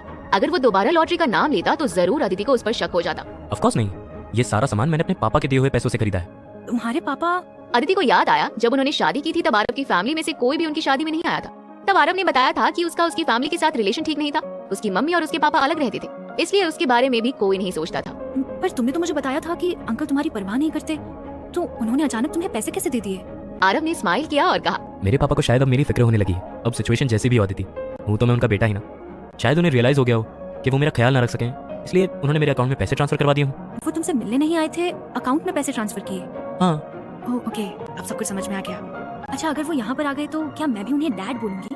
वो अभी नहीं आएंगे अदिति, डोंट वरी। और जब वो आएंगे तो मैं खुद उन्हें तुमसे मिलवाऊंगा। अंबानी फैमिली को आरव की शादी के बारे में कोई भी आइडिया नहीं था और आरव की भी हिम्मत नहीं थी कि वो अपनी फैमिली में ये बात बता सके कि उसकी शादी हो चुकी है। आज तक उसकी फैमिली में जो भी शादियां हुई थी वो किसी बिजनेस फैमिली से ही हुई थी। उनका ये सोचना था कि अगर अपने बिजनेस को और अपने पैसे को हमेशा बढ़ते हुए रखना है तो शादियां हमेशा एक डील के रूप में होनी चाहिए। आज अदिति की फैमिली उनके घर से चली गई थी। ये बात सोचकर अदिति आज पूरे दिन सैड थी, लेकिन अब आरव ने उसे बहुत अच्छा सरप्राइज दिया था। वो जाकर पूरे घर को देखने लगी। आरव, तुम्हारे पास पैसे बचे हैं क्या अभी? हाँ, वो कुछ पैसे रह गए थे। अदिति ने अपने पर्स से अपना कार्ड निकाला और आरव की तरफ बढ़ा दिया। कल होटल की पार्टी का जो भी बिल हुआ था वो मैंने रणवीर को दे दिया था। उसे छोड़कर इसमें अभी भी कुछ पैसे रह गए हैं, तो मेरे पैसे लेकर और अपने पैसे इसमें मिलाकर एक अच्छी सी कार देख लो। आरव ने अदिति से वो कार्ड ले लिया, लेकिन वो अदिति के पैसे नहीं खर्च करने वाला था। अदिति ने दिन रात मेहनत कर पिछले 3 सालों में वो पैसे जमा किए थे। वो कैसे उन पैसों को खर्च कर सकता था? अदिति, मेरे पास तुम्हारे लिए और एक सरप्राइज है। और एक सरप्राइज? अदिति ने आरव की तरफ डिसबिलीफ के साथ देखा। पिछले कुछ दिनों से आरव अदिति को इतने सरप्राइज दे रहा था जितना उसने पिछले 3 सालों में नहीं दिया था। कहाँ है सरप्राइज? अब क्या खरीदा है तुमने? आरव ने अपने जैकेट के बटन को खोल दिया और जैकेट को अलग किया। उसका अंदर का व्हाइट कलर का शर्ट अब पूरी तरह से दिख रहा था। अदिति ने देखा उसके व्हाइट शर्ट पर रेड लिपस्टिक से कुछ लिखा हुआ था। कियारा अग्रवाल, इसका क्या मतलब है? ये सिग्नेचर खुद कियारा अग्रवाल ने किया है अदिति। याद है तुमने मुझसे कहा था कि तुम्हें कियारा अग्रवाल बहुत ज्यादा पसंद है। मुझे आज ही उससे मिलने का मौका मिला तो मैंने उससे ये ऑटोग्राफ तुम्हारे लिए ले लिया। ये सिग्नेचर सच में कियारा अग्रवाल ने किए हैं? तुम उनसे कैसे मिल पाए? आरव कोई जवाब देता तभी उनके घर के दरवाजे पर किसी ने जोर से नॉक किया। अदिति दी, डोर ओपन करो। आरव 2 मिनट रुको, मैं शनाया के लिए डोर ओपन करके आती हूँ। अदिति भाग कर गई और उसने जल्दी से डोर ओपन कर दिया। शनाया, तुम इस वक्त यहाँ? सब ठीक तो है ना? शनाया आरव को घूरते हुए बोली। मॉम को आपकी चिंता हो रही थी, इसलिए उन्होंने मुझसे कहा कि मैं एक बार आपको देखाऊं, कहीं कोई आपको परेशान तो नहीं कर रहा है। लास्ट लाइन शनाया ने आरव को घूरते हुए कहा था। थैंक गॉड, मुझे लगा पता नहीं क्या हो गया। वैसे बिल्कुल सही समय पर आई हो। जल्दी से अंदर आओ, मेरे पास तुम्हारे लिए एक बहुत अच्छा सरप्राइज है। शनाया को बीना जी ने इसलिए भेजा था ताकि वो पता लगा सके कि घर का सारा सामान ले जाने के बाद कहीं अदिति उनसे नाराज तो नहीं है या वो तकलीफ में तो नहीं है। ये सच था कि वो आरव को बिल्कुल पसंद नहीं करती थी, लेकिन अदिति उनकी बायोलॉजिकल डॉटर थी और ना चाहते हुए भी उन्हें अपनी बेटी की फिक्र रहती थी। और अगर अदिति उदास होती या परेशान होती तो कोई तो होना चाहिए जो उसकी हेल्प कर सके, इसलिए उन्होंने शनाया को भेजा था। शनाया ने जैसे ही घर के अंदर कदम रखा उसकी आंखें हैरानी से बड़ी हो गई। घर में न्यू फर्नीचर्स और नया सामान साफ साफ दिखाई दे रहा था। दी, आपने ये सारा सामान नया खरीदा? अदिति ने प्यार से आरव की तरफ देखा जो उसके पास में ही खड़ा था। ये सब तो तुम्हारे जीजू ने खरीदा है, मैं तो भी बस थोड़ी देर पहले ही वापस आई हूँ। शनाया ने घूर कर आरव की तरफ देखा। शनाया के मन में चल रहा था कि आरव उसकी बहन के पैसे उड़ा रहा है। यही वो सरप्राइज था जो आप मुझे दिखाना चाह रही थी? नहीं, सरप्राइज तो तुम्हारे जीजू के पास है। अदिति शनाया को अपने साथ खींचकर आरव के सामने लेकर चली गई और आरव के कंधे से उसकी जैकेट को हटाते हुए बोली। आरव दिखाओ ना। आरव ने वो कोट हटा दिया। ये सिग्नेचर देख रही हो? ये सुपरस्टार कियारा अग्रवाल के सिग्नेचर है। तुम्हें हमेशा से ही कियारा अग्रवाल बहुत पसंद थी ना, तो ये रहा तुम्हारे लिए एक छोटा सा सरप्राइज। शनाया ने पहले अदिति की तरफ देखा और फिर आरव के एक्सप्रेशंस की तरफ। तुम्हें शर्म नहीं आ रही आरव? तुम अपनी इन हरकतों से मेरी बहन को बेवकूफ बना रहे हो। अदिति शनाया के सामने आ गई और कंफ्यूजन से पूछते हुए बोली। क्या बोल रही हो तुम शनाया? दी, तुम सच में बेवकूफ हो या बेवकूफ बनने का नाटक कर रही हो? शनाया के चेहरे पर डिसअपॉइंटमेंट के एक्सप्रेशंस आ गए। उसने अपने हाथ को आरव की चेस्ट की तरफ पॉइंट आउट किया। क्या आपको सच में लगता है कि ये कियारा अग्रवाल का ही सिग्नेचर है? आप इतनी बेवकूफ हैं कि आरव की इस छोटी बात को मान गई। कियारा अग्रवाल जैसी सुपरस्टार आरव जैसे मामूली आदमी को ऑटोग्राफ भी दे रही है, और वो भी चेस्ट पर, और वो भी अपने लिपस्टिक से। इस बात का कोई सेंस है? अरे उसका स्टेटस क्या है और हमारे अंबानी जीजू की क्या हैसियत है? मुझे पक्का यकीन है कि आपके हस्बैंड का किसी के साथ अफेयर चल रहा है और उस लड़की ने आरव जीजू के चेस्ट पर किस किया होगा और लिपस्टिक का निशान मिटाने के लिए ये बहाना बना रहे हैं।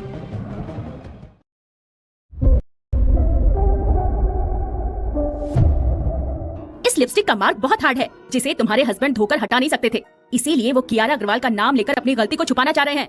आपको कुछ समझ आ रहा है मेरी प्यारी दीदी? तुम बकवास मत करो, आरव ऐसा बिल्कुल भी नहीं है। उसे मेरे अलावा और किसी लड़की के बारे में कुछ भी नहीं पता। शनाया ने अपना हाथ आरव के चेस्ट पर रखा और स्माइल के साथ बोली। ऐसा बिल्कुल नहीं है। ये अब तुम्हारा पहले वाला हस्बैंड नहीं रह गया है। अब ये बाहर जा रहा है, ऑफिस जा रहा है, काम कर रहा है, लड़कियों से मिल रहा है। अब किसे पता ये किस लड़की के साथ गुलछर्रे उड़ा रहा है। शनाया, हमारे पूरे ऑफिस में सिर्फ एक ही लड़की है और वो रिसेप्शनिस्ट है। अगर तुम्हें मेरी बातों पर बिलीव नहीं होता तो तुम अद्वैत को बोलो कि मेरे ऑफिस में कॉल कर ले और पता कर ले कि मैंने किसी रिसेप्शनिस्ट के साथ कोई रिलेशनशिप बनाया है कि नहीं। अगर ऑफिस के रिसेप्शनिस्ट के साथ आपका कोई चक्कर नहीं है, इसका ये मतलब नहीं है कि बाकी किसी और लड़की के साथ आपका चक्कर नहीं होगा। अच्छा, आप कह रहे हैं कि वो सिग्नेचर खुद कियारा अग्रवाल ने किया है, राइट? तो आप हमें बताइए, आप कियारा अग्रवाल से कहाँ मिले? आरव सोच में पड़ गया। वो शनाया को ये नहीं बता सकता था कि वो कियारा से मणिकर्णिका पैलेस में मिला था। मैं कियारा से डेमन ऑनर्ड में मिलने गया था। मुझे पता चला कि वो उस कंपनी की स्पोक्स पर्सन बनने वाली है। मैं वहाँ अपनी कंपनी के काम से गया था और वहीं पर उससे मिला। अच्छा, इतना कोइंसिडेंस? शनाया को अभी भी आरव की बात पर यकीन नहीं हो रहा था। उसने फिर से पूछा, कियारा ने अपना सिग्नेचर लिपस्टिक से क्यों किया और आपके चेस्ट पर क्यों किया? अरे जब मैंने उनसे ऑटोग्राफ के लिए पूछा तो मेरे पास ना ही कोई पेपर था और ना ही पेन था, इसलिए उन्होंने मेरी शर्ट पर अपने लिपस्टिक से सिग्नेचर कर दिया। तो उसमें क्या गलत हो गया? आरव ने अपने चेहरे को अदिति की तरफ मोड़ा और उसके हाथ को प्यार से अपने हाथ में थाम लिया। अदिति, मुझे कोई फर्क नहीं पड़ता कि कोई मेरी बातों पर भरोसा करता है या नहीं, बस तुम्हें मुझ पर ट्रस्ट होना चाहिए। शनाया, मुझे आरव पर पूरा भरोसा है, तो प्लीज तुम इस टॉपिक को यहीं पर बंद कर दो। दी, मैं जो भी कर रही हूँ आपके भले के लिए कर रही हूँ। अगर आरव आपके साथ धोखा कर रहा होगा तो आपके लिए बहुत बड़ी प्रॉब्लम हो जाएगी, लेकिन कोई बात नहीं, इसका पर्दाफाश तो मैं करके रहूंगी। अभी कुछ दिनों में कियारा का कॉन्सर्ट होने वाला है और अद्वैत मुझे वहाँ लेकर जाने वाला है। आप दोनों भी हमारे साथ चलो, फिर हम ट्राई करेंगे कि हम कियारा का सिग्नेचर ले पाएं और फिर हम उसके ओरिजिनल सिग्नेचर को इस सिग्नेचर से कंपेयर करेंगे। शनाया देखो, इतना सब कुछ करने की ना कोई जरूरत नहीं है। हम डायरेक्टली कियारा से मिलेंगे और उससे फेस टू फेस पूछ लेंगे। उसे जरूर मेरा फेस याद होगा। वो तुम्हें क्यों याद रखेगी? तुम्हारे सिर्फ नाम में ही अंबानी है, तुम सच में कहीं के अंबानी नहीं हो। वो भले ही मुझे याद न रखे, लेकिन उसे वो ऑटोग्राफ जरूर याद होगा। मैं उस दिन यही शर्ट पहनूंगा और उससे पूछ लूंगा। ठीक है अदिति दी, तब तक आप मेक श्योर करना आरव इस शर्ट को धोना दे। अदिति बस हैरान और परेशान होकर कभी आरव को देख रही थी तो कभी शनाया को देख रही थी। एक तरफ उसका हस्बैंड था और एक तरफ उसकी बहन थी। उनकी शादी की शुरुआत में आरव और शनाया का रिश्ता अच्छा था, लेकिन अब उन दोनों को देखकर ऐसा लगता था जैसे वो दोनों दुनिया के सबसे बड़े दुश्मन हैं। अच्छा वो सब छोड़ो, शनाया, आरव, तुम दोनों यहाँ आओ। मैं अपने साथ खाने के लिए सामान लाई हूँ, हम वो मिलकर खाते हैं। नहीं दी, मैं घर जाकर खाऊंगी। बाय द वे, मुझे आपको ये भी बताना था कि कल नए घर की खुशी में मॉम ने एक पार्टी रखी है जिसमें हमारे सारे रिलेटिव्स आ रहे हैं। तो मम्मी ने कहा है मैं आपको भी इन्फॉर्म कर दूं। आप अकॉर्डिंगली तैयार हो जाइएगा। और रही बात आरव की, तो वो चाहे तो आ सकते हैं और चाहे तो नहीं। अगर मैं सजेस्ट करूं तो इन्हें तो नहीं आना चाहिए, लेकिन अगर खुद की इंसल्ट कराना चाहते हैं तो जरूर जाए। मुझे जो कहना था मैंने कह दिया, अब मैं जा रही हूँ।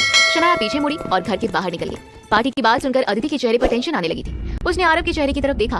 उसकी फैमिली में कोई भी ऐसा नहीं था जो इजी टू अप्रोचेबल हो। सब बहुत ही ज्यादा एरोगेंट थे, स्पेशली अदिति की बड़ी माँ। वो जब भी आरव से मिलती थी हमेशा आरव की बहुत इंसल्ट करती थी। और बीना जी का भी आरव को नापसंद करना उन्हीं रीजंस में से एक था, क्योंकि शादी के बाद आरव की वजह से उनका स्टेटस डाउन हो गया था। आरव, कल तुम पार्टी में चल रहे हो ना? ऑफ कोर्स यस, मैं भी तो तुम्हारी फैमिली का मेंबर हूँ, है ना? और अगर मैं नहीं आया तो कहीं लोगों को ऐसा ना लगे कि तुम्हारे और मेरे रिश्ते के बीच में कोई दरार आ। अदिति ने आरव को गले लगा लिया और उसके लिए अभी से सॉरी फील करने लगी थी। आरव, अगर मेरी आंटी ने तुम्हें कुछ भी गलत कह दिया जो तुम्हें अच्छा ना लगे तो प्लीज उसे दिल पर मत लेना। हम कल पार्टी में जाएंगे, डिनर करेंगे और सीधे घर वापस आ जाएंगे। ठीक है, जैसा तुम बोलो हम वैसा ही करेंगे। दोनों ने साथ में डिनर किया। अदिति ने आते हुए ही दोनों के लिए रेस्टोरेंट से खाना पैक करवा लिया था। खाना खाने के बाद आरव ने अदिति की तरफ देखकर शरारत भरे अंदाज में कहा, अदिति, आज घर में कोई नहीं है, सिर्फ मैं और तुम हो। तुम्हें नहीं लगता हमें कुछ करना चाहिए? ओके, लेकिन क्या? आरव अपनी चेयर से उठकर अदिति के सामने आ गया और अगले ही पल उसे अपनी गोद में उठा लिया। अरे ये क्या कर रहे हो तुम? वही जिसका हम दोनों को काफी दिनों से इंतजार था, रोमांस। अदिति के गाल शर्म से लाल हो गए। आरव अदिति को लेकर अपने बेडरूम में चला गया। अदिति ने कमरे में चारों तरफ देखा। चारों तरफ कैंडल्स चल रही थी। ये सब देखकर अदिति सरप्राइज हो गई। ये सब तुमने कब किया? आरव उसके सामने आकर बैठ गया और उसके हाथ पर प्यार से किस करते हुए बोला। तभी जब मैं तुम्हारा इंतजार कर रहा था। अदिति के चेहरे पर एक बड़ी सी मुस्कुराहट आ गई। पिछले 3 सालों में हर बढ़ते दिनों के साथ आरव के लिए उसका प्यार बढ़ते ही जा रहा था। मैं कपड़े चेंज। अदिति आगे कुछ बोलती इसके पहले ही आरव ने अदिति के ब्लाउज की डोरी को खोल दिया और फिर उसके हुक को खोल दिया। आरव ने अदिति के नेक पर किस किया। आरव के गर्म सांसों को महसूस करते हुए अदिति उसमें खोने लगी। आरव ने अदिति के होंठों पर किस कर लिया। Baby, you are so beautiful. Aditi भी उसका साथ देने लगी। आरव ने अदिति के कपड़े हटा दिया और उसे बेड पर किस करने लगा। आरव लगातार उसके पूरी बॉडी पर किस कर रहा था। I want you. I'm coming, baby.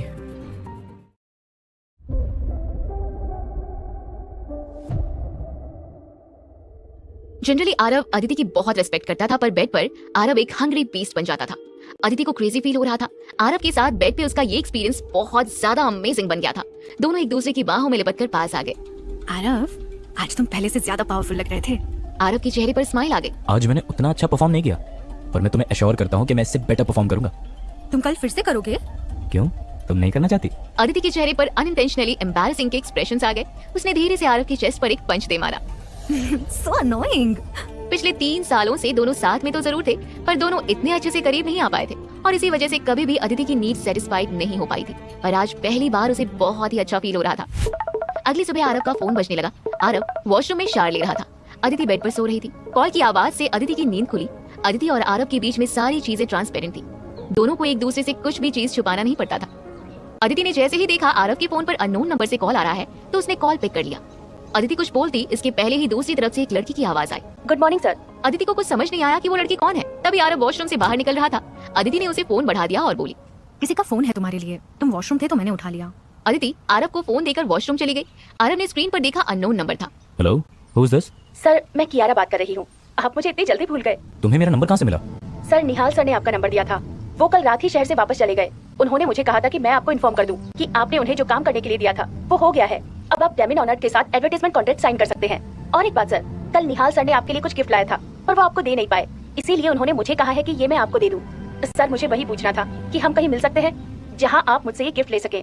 क्यारा एक पब्लिक फिगर थी। अगर किसी ने भी आरव को क्यारा के साथ देख लिया या फिर किसी ने उसके साथ में फोटो क्लिक कर लीक कर दी तो आरव के लिए बहुत बड़ी प्रॉब्लम हो जाती।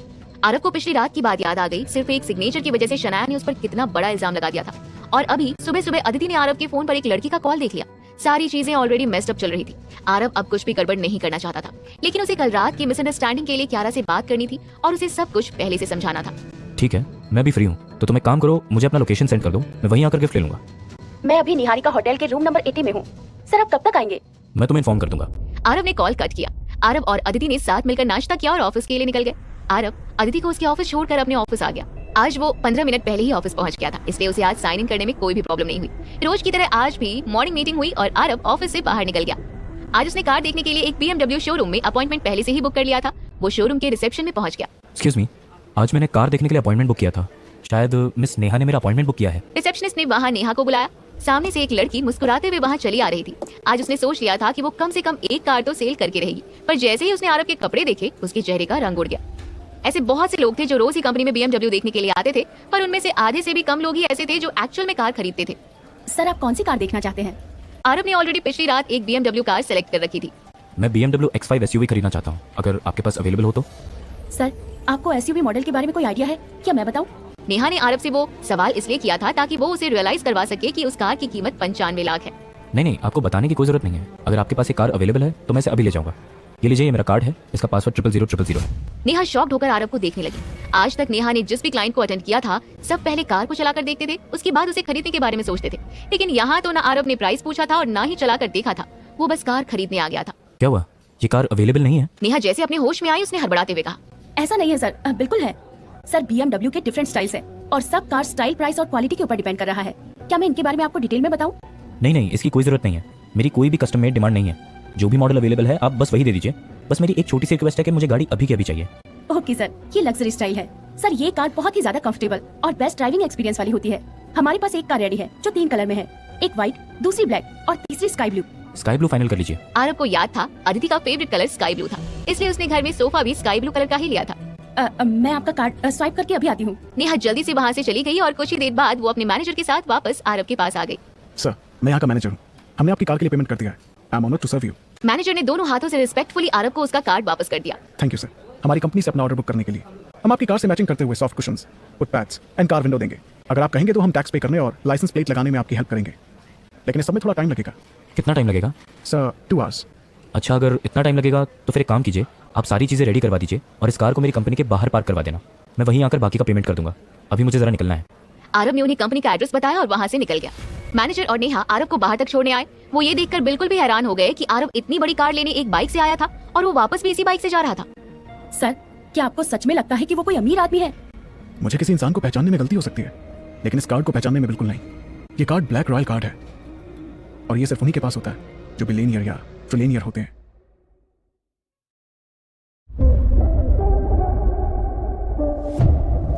आरव होटल से निकलकर अपनी बाइक से अपने घर आ गया। घर में उसने गिफ्ट्स के बॉक्स को रख दिया और बाइक से शॉपिंग मॉल की तरफ निकल गया। अब तक अदिति उसका सारा खर्च उठा रही थी। उसे कहीं बाहर जाना नहीं होता था, इस वजह से उसके पास कैजुअल स्पोर्ट्स वेयर कपड़े ही थे। उसके पास सिर्फ 2 फॉर्मल सूट था, एक उसकी शादी का और दूसरा अभी कुछ दिनों पहले अदिति ने उसे गिफ्ट किया था।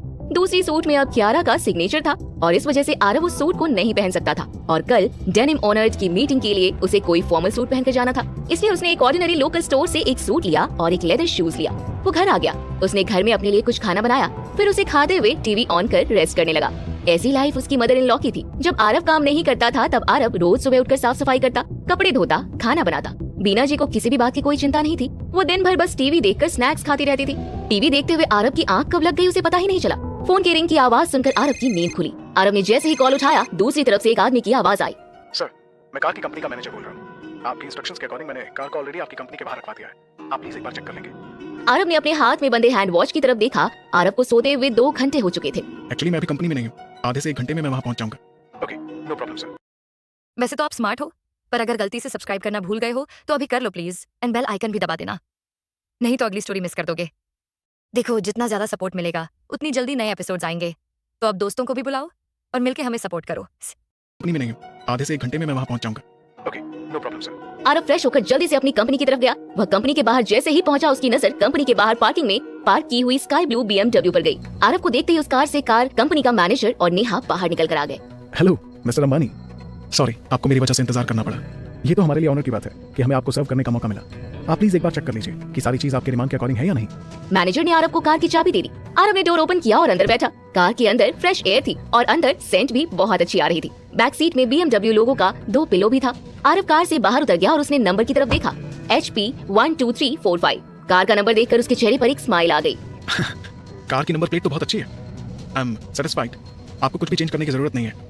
आपके पास क्रेडिट कार्ड रीडर है, मैं उससे आपको पे कर देता हूँ। नेहा फौरन ही क्रेडिट कार्ड रीडर लेकर आरव के सामने आ गई। आरव ने उसमें अपना कार्ड स्वाइप किया और पे किया। सर, ये मेरा बिजनेस कार्ड है। अगर कार में कभी कोई भी प्रॉब्लम आती है तो प्लीज आप मुझे इस नंबर पर कॉल कीजिएगा, मैं खुद आकर आपकी हेल्प करूंगा। ये कहकर मैनेजर ने आरव को अपना बिजनेस कार्ड दे दिया। मैनेजर परेशान लग रहा था कि उसे आरव को थैंक यू कहने का मौका नहीं मिला, इसलिए उसने फौरन कहा, सर वैसे इसके अलावा भी अगर आपको किसी भी चीज में हेल्प की जरूरत हो तो आप मुझे कभी भी कॉल कर सकते हैं। एक्चुअली मुझे आपकी एक हेल्प चाहिए, क्या आप ये बाइक मेरे घर तक पहुंचा सकते हैं? आरव ने अपनी बाइक को देखते हुए आगे पूछा। मैनेजर ने जल्दी से हाँ में सिर हिलाया तो आरव ने मैनेजर को एड्रेस भी दे दिया और बाइक की चाबी भी दे दी और वह खुद अपने ऑफिस की बिल्डिंग की तरफ चला गया। साइन इन करने में अभी भी 10 मिनट बाकी था। साइन इन करने के लिए अभी एक लंबी लाइन लगी हुई थी। आरव भी जाकर उस लाइन में लग गया। ललित भी अपने केबिन से बाहर आ रहा था। उसकी नजर आरव पर जैसे ही पड़ी उसने पूछते हुए कहा, आरव क्या दीमन ऑनर्ड के साथ तुम्हारी मीटिंग फिक्स हो गई? अपॉइंटमेंट फिक्स हो गई है और मेरी कल उनके साथ मीटिंग भी है। आरव की बात सुनकर ललित पूरी तरह से सरप्राइज हो गया था। उसने रैंडमली आरव से ये सवाल कर लिया था। उसे उम्मीद नहीं थी कि आरव इतनी जल्दी मीटिंग फिक्स कर लेगा। ठीक है, तो कल मीटिंग में अपना बेस्ट देना और ट्राई करना कि ये कॉन्ट्रैक्ट साइन हो जाए। अगर तुमने ये कर दिया तो तुम्हारे लिए मैं एक बहुत ही बड़ी सेलिब्रेशन पार्टी रखूंगा। Okay sir. आरव ने साइन ऑफ किया और वहाँ से बाहर निकल आया। बाकी के एम्प्लॉयज भी बिल्डिंग के बाहर खड़े थे। आज वहाँ आरव की बाइक नहीं थी। ये देखकर कंपनी की रिसेप्शनिस्ट लिली ने उसे टॉन्ट करते हुए कहा, क्यों मिस्टर अंबानी, आज तुम अपने साथी बाइक के साथ नहीं आए हो? ये अंबानी जी की वो फटीचर बाइक भी खराब हो गई है। अरे लिली बस भी करो, अरे कुछ तो इज्जत छोड़ दो इस बेचारे की। आफ्टर ऑल ये वही आदमी है जो कुछ दिनों में बुगाटी वैरॉन में घूमने वाला है। मैं तो इस जोक पर पूरे साल भर हंस सकता हूँ। आरव ने उन्हें इग्नोर किया। आरव की नजरों में इनकी वैल्यू राह चलते लोगों से ज्यादा नहीं थी। वो सीधा अपनी कार के पास चला गया। उसे कार की तरफ जाते हुए देखकर रिसेप्शनिस्ट लिली थोड़ी कंफ्यूज हो गई। तुम गलत डायरेक्शन में जा रहे हो। आरव ने लिली की तरफ देखा और मुस्कुराते हुए अपनी कार की प्रेस की। BMW अनलॉक हो गया। वहाँ खड़े उसके कलीग्स बिल्कुल शॉक्ड होकर उसे देखने लगे। क्या ये कार सच में इसकी है? कहीं इसने हमारे सामने शो ऑफ करने के लिए ये कार रेंट पर तो नहीं ले ली है?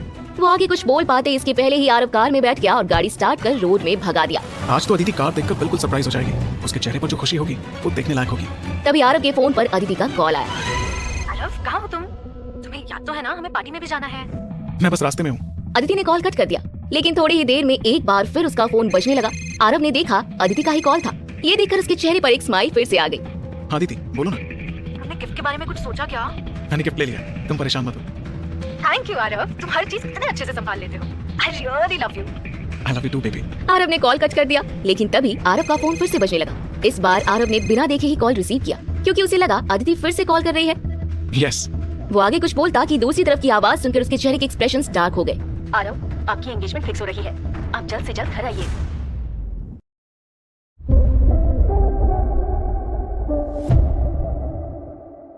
आरव की गाड़ी अदिति के ऑफिस के सामने पहुंच गई थी। ये फोन कॉल, इसका कुछ करना होगा, लेकिन क्या? अपने सामने brand new sky blue BMW X7 को देखकर भी अदिति ने कार पर ज्यादा ध्यान नहीं दिया, लेकिन उसके साथ में खड़ी जोया की नजर जैसे ही उस कार पर पड़ी, वो ड्राइवर सीट पर बैठा आदमी की तरफ देखने लगी। लेकिन जैसे ही उसने आरव को वहाँ बैठा हुआ देखा, उसकी आंखें बड़ी हो गई, जैसे उसने कोई भूत देख लिया हो। आरव, क्या यही तुम्हारी नई गाड़ी है जिसे तुम खरीदने वाले थे? जोया के साथ उसका बॉयफ्रेंड रजत भी जल्दी से गाड़ी के पास आया और गाड़ी का लोगो चेक करने लगा। उसे शक था कि BMW का लोगो असली है या नकली। ये तो BMW X7 है ना? आरव ने मुस्कुराते हुए कार का डोर ओपन किया और बाहर आ गया। मुझे लगा नहीं था कि तुम भी असली सामान की पहचान कर सकते हो। रजत ने आरव की बात को इग्नोर किया और जल्दी से अदिति की तरफ मुड़ा। तुमने आरव को कार खरीदने के लिए कितने पैसे दिए थे? यही कोई 30 लाख रुपए। क्यों, क्या हुआ? कार अच्छी नहीं है क्या? यहाँ कोई प्रॉब्लम है? मुझे क्या प्रॉब्लम हो सकती है? तुम खुद अपने कलीग से पूछ लो, एक BMW X7 का प्राइस कितना है? क्या 30 लाख में BMW आ सकता है? जेम्स, जो अदिति का कलीग था, उसने अपनी आंखों से अपना चश्मा हटाया और बिना कोई एक्सप्रेशन के बोला, BMW X7 1 करोड़ से शुरू होती है। अदिति को गाड़ियों के बारे में कुछ भी नहीं पता था। उसने जब गाड़ी की रेट सुनी तो उसके होश उड़ गए। इतनी महंगी गाड़ी? जोया आरव की तरफ घूरते हुए देखने लगी। अदिति ने तुम्हें सिर्फ 30 लाख दिया, तो फिर तुमने 1 करोड़ की गाड़ी कैसे ले ली? और ऊपर से टैक्स का पैसा, वो कहाँ से लाए तुम? तुमने कार खरीदी है या चुरा कर लाए हो? तुम्हें हमेशा से ऐसा क्यों लगता है कि जब कोई कुछ नया लेता है तो चुरा कर ही लाता है? अगर तुमने ये गाड़ी चोरी की है तो ये तो अच्छी बात है, पर ये गाड़ी चुराना इम्पॉसिबल है, क्योंकि इनमें चाबियां नहीं होती। मतलब तुमने ये गाड़ी इंस्टॉलमेंट में ली है।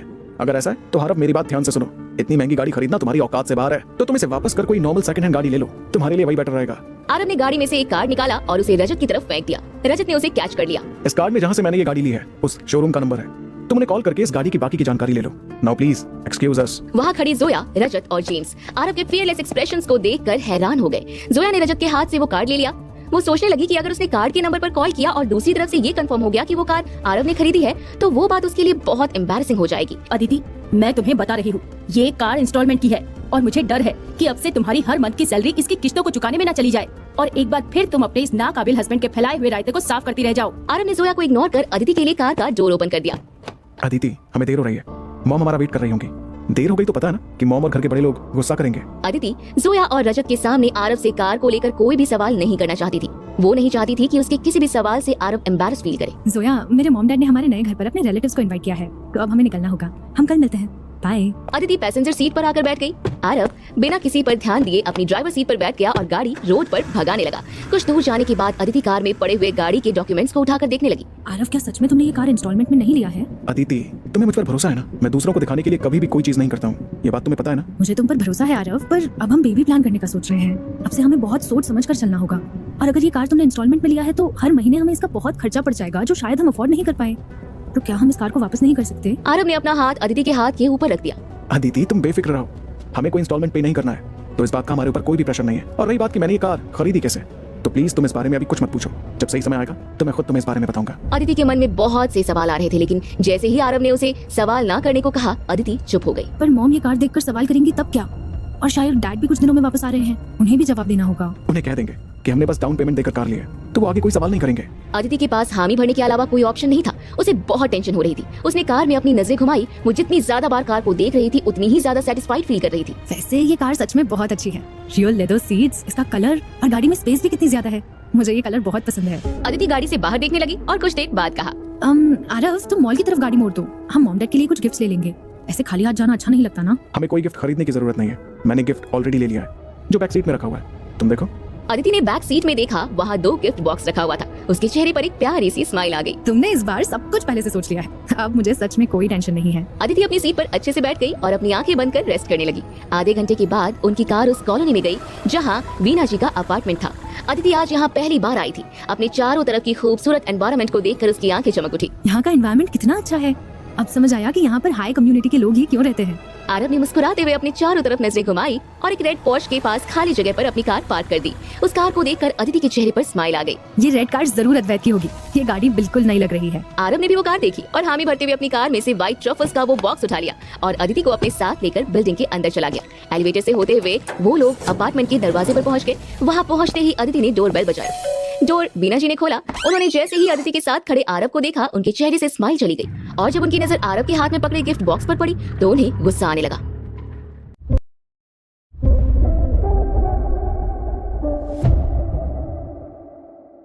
तुम इतना लेट क्यों आए हो? हमारे सारे रिलेटिव्स ऑलरेडी यहाँ आ चुके हैं। हम सब तुम्हारा ही इंतजार कर रहे थे, लेकिन हर बार की तरह इस बार भी तुमने हमें जलील करने का एक भी मौका नहीं छोड़ा। आरव ने अपना सिर झुका लिया। ये पहली बार नहीं था जब फैमिली गैदरिंग्स में उसका वेलकम इस तरह से हुआ हो। वो और अदिति ने जैसे ही घर के अंदर अपने कदम रखे, उनकी नजर वहाँ पर बैठे बहुत से लोगों पर पड़ी। वो सभी उनकी फैमिली के रिलेटिव्स थे। आरव और अदिति एक एक कर सबसे मिल रहे थे। नमस्ते अंकल, नमस्ते आंटी। नमस्ते अंकल, कैसे हैं आप? बड़ों के साथ साथ वहाँ कुछ आरव और अदिति के हम उम्र भी थे और कुछ छोटे बच्चे भी थे। वो सब अदिति के कजन्स थे। अदिति की बड़ी माँ कोकिला, जो पिंक साड़ी पहने, एक प्यारा सा पर्ल का नेकलेस पहने सज धज के बैठी हुई थी। आरव को देखते ही उन्होंने मुंह बना लिया। अदिति, तुम इतनी देर से क्यों आई? सब ठीक तो है? ऑफिस से निकलने में थोड़ी सी देर हो गई और फिर रास्ते में बहुत ट्रैफिक था, इसीलिए बस लेट हो गए। तुम्हारी सैलरी तो अच्छी है, लेकिन फिर भी वर्किंग आवर्स इतना ज्यादा है। तुम्हारा काम हमारे निखिल के जितना इजी नहीं है। अरे मैं भी कहा तुम्हें निखिल के बारे में बताने लगी। तुम तो निखिल से नहीं मिली हो ना? अदिति ने नाम से हिला दिया। कोकिला जी ने सामने ग्लासेस पहने खड़े हुए एक एवरेज हाइट वाले लड़के की तरफ इशारा किया। वो है निखिल, तुम्हारी कजिन ईशा का बॉयफ्रेंड। ये एक रियल एस्टेट कंपनी में काम करता है। जल्दी ही उसका प्रमोशन डिप्टी चीफ के तौर पर होने वाला है। ईशा और निखिल की जोड़ी तो मानो भगवान ने खुद बनाई है। निखिल अपनी जगह से प्राउडली चलते हुए अदिति के सामने आ गया। हेलो अदिति, मैंने सुना है कि तुम भी रियल एस्टेट में काम करती हो। हमारा काम तो एक दूसरे से कनेक्टेड है। अगर तुम्हें फ्यूचर में कभी भी किसी भी तरह की हेल्प की जरूरत हो तो प्लीज मुझे बताना। कोकिला की बेटी ईशा भी निखिल के साथ आकर खड़ी हो गई। अरे मैंने सुना है कि हमारे आरव जीजू भी अब कहीं काम करने लगे हैं। अगर ऐसा है तो उन्हें कुछ हजार रुपए तो मिल ही जाते होंगे ना? अदिति और आरव एक दूसरे को देख रहे थे। इस पूरे टाइम अदिति आरव का हाथ पकड़ी हुई थी। वो पहले से जानती थी कि आरव को लेकर उसकी फैमिली कैसा रिएक्ट करती है, इसलिए आरव भी फैमिली गैदरिंग में आ रहा है। ये सुनने के बाद उसे आरव की फिक्र होने लगी थी। ईशा की ये बात सुनकर बीना जी गुस्से में वहाँ से चलती हुई आई और आरव पर चिल्लाती हुई बोली, ए लड़के, तुम अब तक यहाँ किसी बेवकूफ की तरह खड़े क्यों हो? तुम्हें तो किचन में जाकर हेड शेफ की हेल्प करनी चाहिए। अद्वैत ने स्पेशली अपने होटल के हेड शेफ को बुलाया है। तुम जाओ और जाकर उसकी हेल्प करो।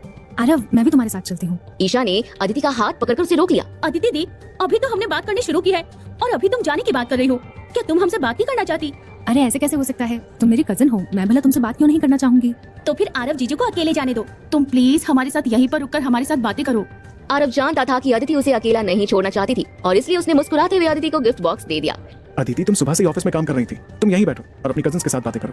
डोंट वरी, मैं ठीक हूँ, मैं कुछ देर में आता हूँ। ये कहकर आरव बिना अदिति का जवाब सुने किचन की तरफ चला गया। वहाँ हेड शेफ अपना काम कर रहे थे।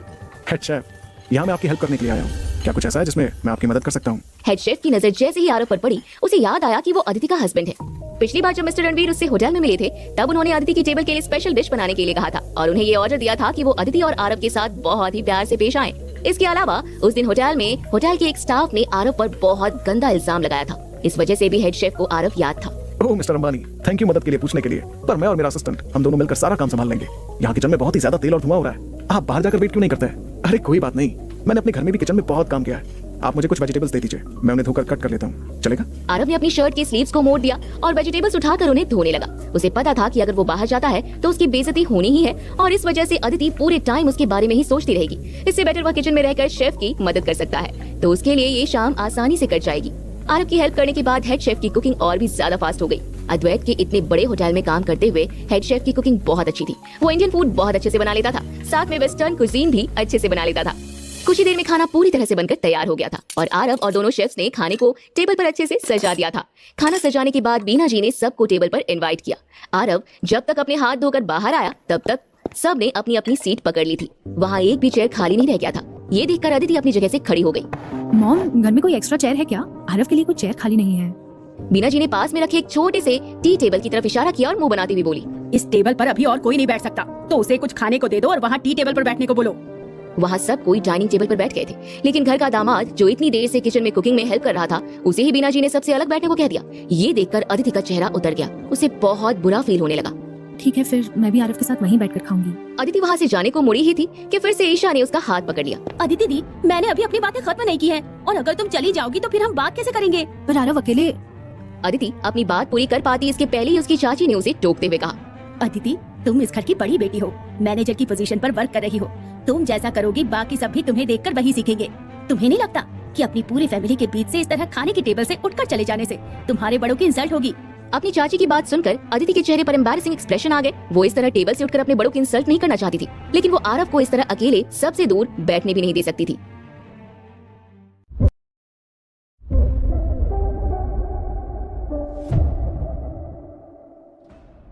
अदिति, तुम यहीं सबके साथ बैठो, मैं अकेले खा लूंगा। अदिति कुछ कह पाती इसके पहले ही बीना जी ने आरव को इग्नोर किया और मुस्कुराती हुई बोली, आज हम अपनी चंद्रा फैमिली की हैप्पीनेस सेलिब्रेट कर रहे हैं, तो हम सब खाना शुरू करें इसके पहले मैं कुछ कहना चाहती हूँ।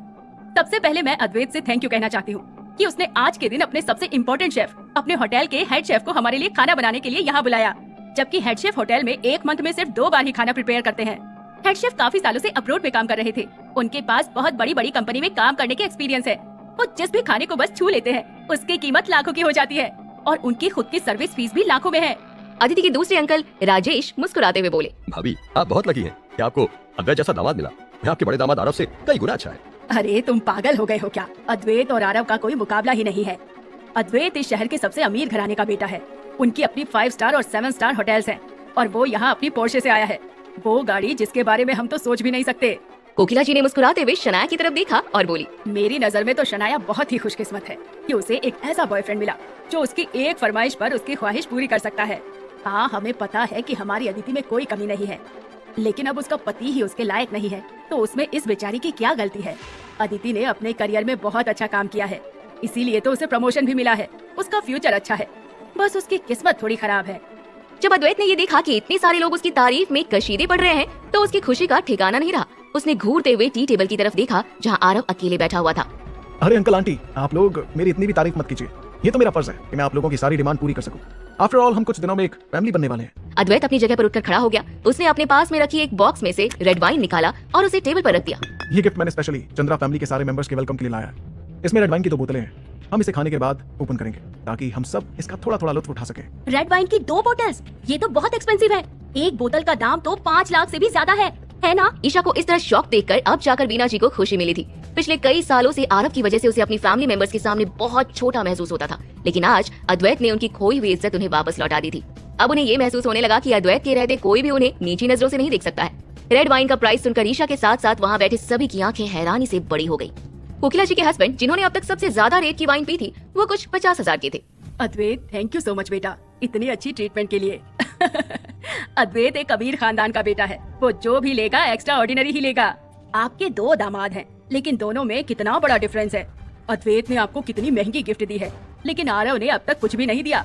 आरव, तुम आज की सेलिब्रेशन पार्टी के लिए क्या गिफ्ट लाए हो? कोकिला जी का ये कहना ही था कि सभी की नजरें टी टेबल पर बैठे आरव की तरफ मुड़ गई। सब उसे गुस्सा, नाराजगी और चिढ़ते हुए देख रहे थे क्योंकि सबने अंदाजा लगा लिया था कि आरव ने कोई गिफ्ट नहीं लाया होगा। अदिति ने जल्दी से अपने पीछे रखे हुए गिफ्ट का बॉक्स आगे बढ़ा दिया और बोली, मॉम, आंटी, बड़ी माँ, आरव आपके लिए ये गिफ्ट लाया है।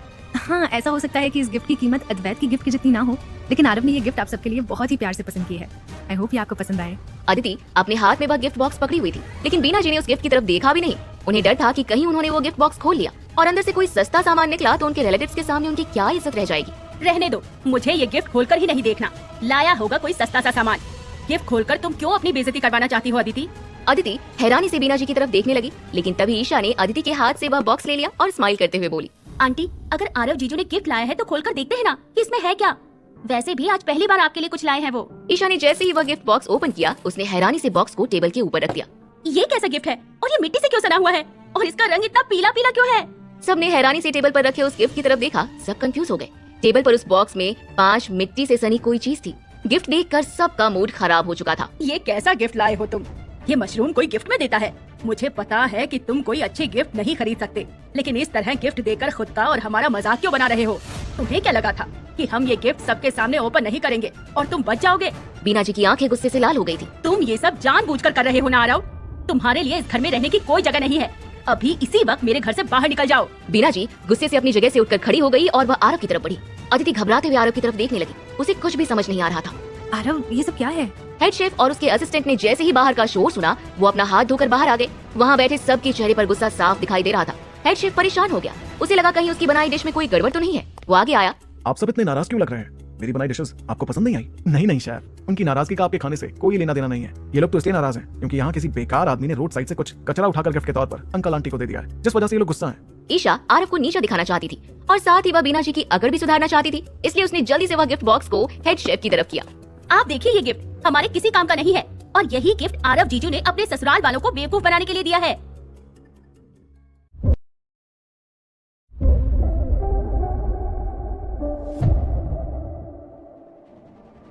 हेड शेफ की नजर जैसे ही गिफ्ट बॉक्स पर गई, उसकी आंखें सरप्राइज से बड़ी हो गई। उसने फौरन एक पीस उठा लिया और उसे अपनी नाक के नीचे रखा ताकि वह उसे स्मेल कर सके। ये करने के साथ ही उसके चेहरे का एक्सप्रेशन चेंज हो गया। आप लोगों को ये गार्बेज लग रहा है? हाँ तो और क्या है ये? हेड शेफ ने हैरान होकर आरव के चेहरे की तरफ देखा। ऑफ कोर्स ये गार्बेज नहीं है। इसकी कीमत सोने की कीमत से भी ज्यादा है। सोने की कीमत से भी ज्यादा? हेड शेफ, आप प्लीज मजाक मत कीजिए। ये कुछ टुकड़े मशरूम की कीमत सोने की कीमत जितनी कैसे हो सकती है? वहाँ खड़े सभी हैरानी से हेड शेफ की तरफ देखने लगे। सबको लग रहा था जैसे हेड शेफ से कोई गलती हुई है। हेड शेफ ने अपना सिर हाँ में हिलाया और स्माइल के साथ एक्सप्लेन करते हुए कहा, ये मशरूम नहीं है। खैर, ये आपकी गलती नहीं है। ये आपको इस बारे में कुछ नहीं पता। बहुत से ऐसे अमीर लोग हैं जिन्हें इसके बारे में नहीं पता, लेकिन मुझे पता है। अगर ये मशरूम नहीं है तो क्या है? मैंने भी इसे आज से पहले कभी नहीं देखा है। सर, आपने पहले इसे देखा भी है और खाया भी है, और आपको ये याद नहीं होगा क्योंकि आपने हमेशा इसे बनाने के बाद देखा है। ये एक्चुअली व्हाइट ट्रफल्स हैं। अद्वैत की आंखें हैरानी से बड़ी हो गई। उसने व्हाइट ट्रफल्स पहले खाया भी था और उनके होटल में व्हाइट ट्रफल्स कभी कभी डिमांड के अकॉर्डिंग आया भी था, लेकिन व्हाइट ट्रफल्स बहुत ज्यादा एक्सपेंसिव होने की वजह से इंडिया में उसका सप्लाई कम होता है। ये कैसे पॉसिबल है? आरव इतने सारे व्हाइट ट्रफल्स कैसे ला सकता है? ये कोई व्हाइट ट्रफल नहीं है, ये मशरूम है और आप लोगों को जरूर कोई गलतफहमी हो रही है। इसे बनाने के बाद मशरूम की तरह ही टेस्ट आएगा। इसमें कोई भी स्पेशल बात नहीं है। इसका टेस्ट भी बकवास होगा।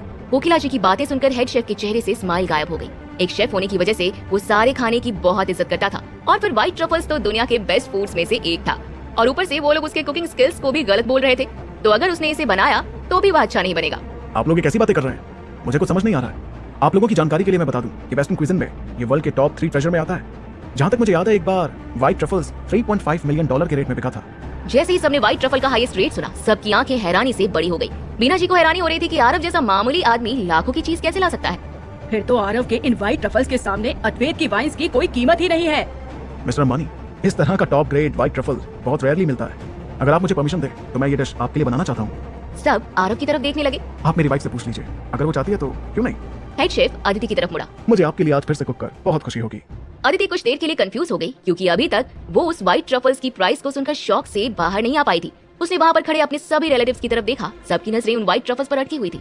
उनके चेहरे से साफ पता चल रहा था कि वो उन व्हाइट ट्रफल्स को ट्राई करना चाहते हैं। तो फिर से मैं आपको परेशान करना चाहूंगी, और अगर इतनी अच्छी और एक्सपेंसिव इंग्रेडिएंट आपको दी जाए तो मुझे यकीन है कि आप इसके साथ भी बिल्कुल जस्टिस करेंगे।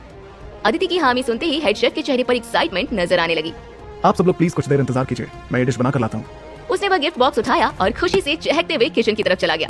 बीना जी की नजरें हेड शेफ का पीछा कर रही थी।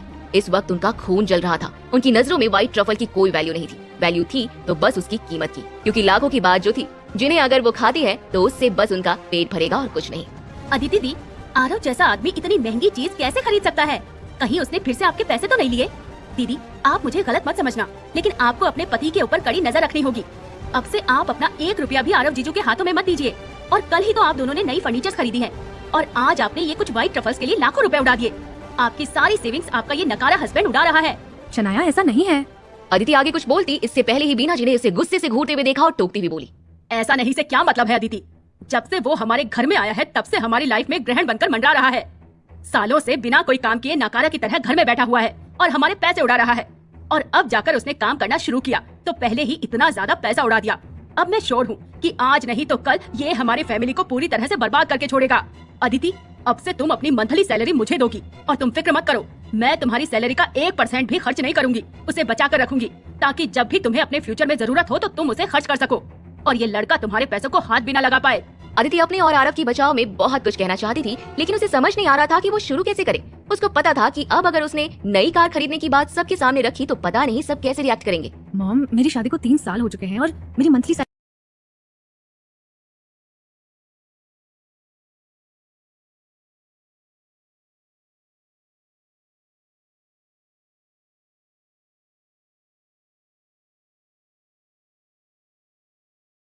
पर मेरे और मेरे हस्बैंड दोनों का हक है। हस्बैंड के पैसे हो या वाइफ के, उस पर दोनों का एक समान हक होता है। अगर मैं अपनी मंथली सैलरी आपको दे देती हूँ तो फिर हम दोनों को गुजारा कैसे होगा?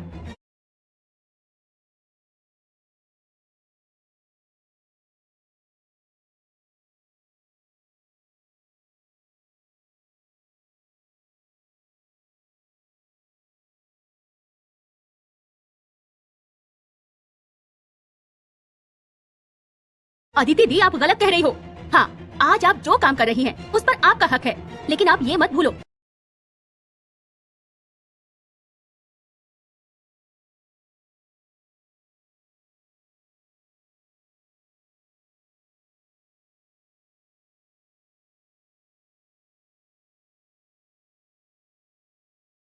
कि आज आप जो कुछ भी हो सिर्फ हमारी मॉम और डैड की वजह से हो और हमारे पेरेंट्स भी बूढ़े हो रहे हैं। हम जानते हैं कि आप अपनी पूरी सैलरी मॉम डैड को नहीं दे सकती,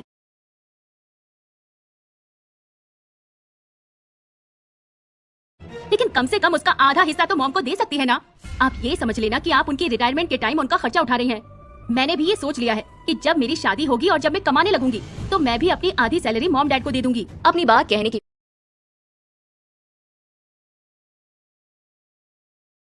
बाद शनाया अद्वैत की तरफ मुड़ी। अद्वैत, तुम इस बात पर कुछ कहना चाहोगे? मुझे इसमें कोई प्रॉब्लम नहीं है। इनफैक्ट ये हमारी ड्यूटी है कि हम अपने पेरेंट्स की देखभाल करें। अब से मेरी जिम्मेदारी होगी कि हम अपने पेरेंट्स का ख्याल रखें और उनको सपोर्ट करें, और तुम्हारी जिम्मेदारी होगी कि तुम जैसे चाहो वैसे अपनी जिंदगी जी सकती हो। शनाया के चेहरे पर एक बड़ी सी स्माइल आ गई। उसने प्यार से अद्वैत का हाथ पकड़ लिया। अद्वैत, तुम कितने अच्छे हो। शनाया सच में बहुत प्यारी बच्ची है और अद्वैत, तुम बिल्कुल परफेक्ट दामाद हो। अदिति, तुम्हें तो अपनी बहन से कुछ सीखना चाहिए कि अपने पेरेंट्स का ख्याल कैसे रखते हैं। अदिति दी, शनाया बिल्कुल ठीक कह रही है और मैं तो ये सोचकर हैरान हूँ कि आप अब तक अपनी सैलरी अपनी मॉम को क्यों नहीं देती थी। इसमें इतना सोचने वाली क्या बात है? उन्होंने तुम्हें बचपन से पाल पोस कर बड़ा किया है, पर तुम अपने इस कल की शादी के लिए अपनी मॉम डैड को अपने से दूर भगा रही हो। और तुम्हारा पति कहलाने लायक नहीं है। उसमें खुद तो कोई काबिलियत है नहीं, वो बस अपनी पत्नी को अपने वश में करना चाहता है। अदिति, मुझे सच में समझ नहीं आ रहा है कि तुम अभी तक इसके साथ क्यों हो।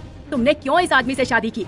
हाँ, हो सकता है कि तुम्हें कोई बहुत रिच लड़का नहीं मिला हो, लेकिन कम से कम तुम एक अच्छा जॉब करने वाले लड़के के साथ शादी तो कर ही सकती हो ना। कोकिला जी ने आरव की तरफ गुस्से से देखा और फिर वहाँ पर बैठे सब की तरफ देखकर अपना गला साफ किया और आगे बोली। वैसे हमारे घर के पास में एक लड़का रहता है। वो बहुत ज्यादा पढ़ा लिखा तो नहीं है, लेकिन वो एक डिलीवरी बॉय का काम करता है।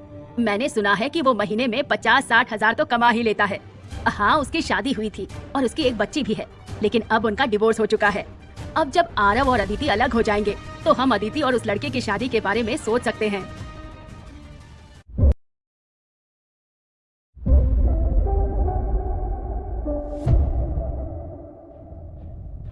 अदिति शॉक्ड होकर अपनी बड़ी माँ को देखने लगी। उसे समझ नहीं आ रहा था कि उसने कहाँ पर गलती कर दी।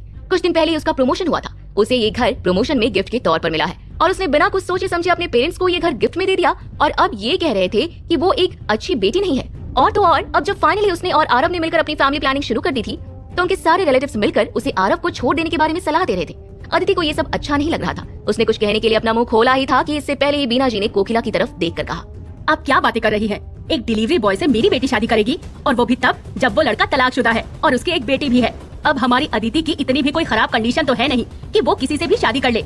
जब अदिति आरव को डिवोर्स देगी तो ऐसे और भी बहुत से लोग हैं जो अदिति को अपनी जान से ज्यादा चाहते हैं और उससे शादी करना चाहते हैं। मॉम, बड़ी माँ, आप दोनों ये कैसी बातें कर रही हैं? आप लोग मेरे डाइवोर्स की बात कैसे कर सकती हैं? मैं और आरव अपनी दुनिया में खुश हैं। आप लोग प्लीज ऐसी बात मत कीजिए। बीना जी ने उसे इग्नोर कर अपने चेहरे पर स्माइल लाते हुए कहा, एग्जाम्पल के लिए बताऊं तो अदिति जिस कंपनी में काम करती है उस कंपनी के बॉस का बेटा भी अदिति को पसंद करता है। मैंने अदिति के कलीग से सुना कि अदिति को प्रमोशन भी उसी की वजह से मिला है। और फिर उस दिन जब हम सब होटल में डिनर कर रहे थे तो अदिति का बॉस और उस कंपनी के डायरेक्टर नीरव खन्ना वहाँ पर खुद आया था अदिति से मिलने के लिए। और इतना ही नहीं, उन लोगों ने तो हमारे डिनर का बिल भी खुद पे किया। निखिल ने जैसे ही ये सुना उसकी आंखें चमक उठी। नीरव खन्ना? आप नीरव खन्ना की बात कर रही हैं? वो तो मेरे इमीडिएट सुपीरियर हैं। क्या अदिति सच में उन्हें जानती है? कोई कुछ कहता इससे पहले ही अदिति ने नाम में से हिला दिया। मैं नहीं जानती उन्हें। उस दिन बस वो लोग भी बाय चांस उस होटल में आ गए थे और उनसे मुलाकात हो गई थी। अदिति, क्या तुम प्लीज अपने बॉस से बात करोगी और उनसे रिक्वेस्ट करोगी कि वो डायरेक्टर नीरज खन्ना से बात करें? अगर वो बात करेंगे ना तो आई एम श्योर कि इस बार मेरा प्रमोशन पक्का है। अगर मैं इस बार नीरव खन्ना से अपना रिलेशनशिप बिल्ड कर लेता हूँ तो प्रमोशन के बाद मैं जो चाहूँ वो पोस्ट मुझे मिल जाएगी। निखिल की बात सुनकर ईशा भी आशा भरी नजरों से अदिति की तरफ देखने लगी। अदिति दी, प्लीज आप हमारी मदद कर दीजिए। अगर निखिल को प्रमोशन मिल जाता है तो आई एम प्रॉमिस कि हम फ्यूचर में आपका ध्यान रखेंगे। वहाँ बैठे सभी अदिति से कुछ कहने के बजाय बीना जी की तरफ आशा भरी नजरों से देखने लगे, क्योंकि उन्हें पता था अदिति की कमान बीना जी के हाथों में है। बीना, अगर अदिति के बॉस अदिति को इतना मानते हैं तो जरूर अदिति हमारे इस मामले में मदद कर सकती है। हम सब एक ही फैमिली हैं, तो तुम्हें नहीं लगता कि इस क्रिटिकल मोमेंट में तुम्हें हमारी मदद करनी चाहिए? वो सभी भले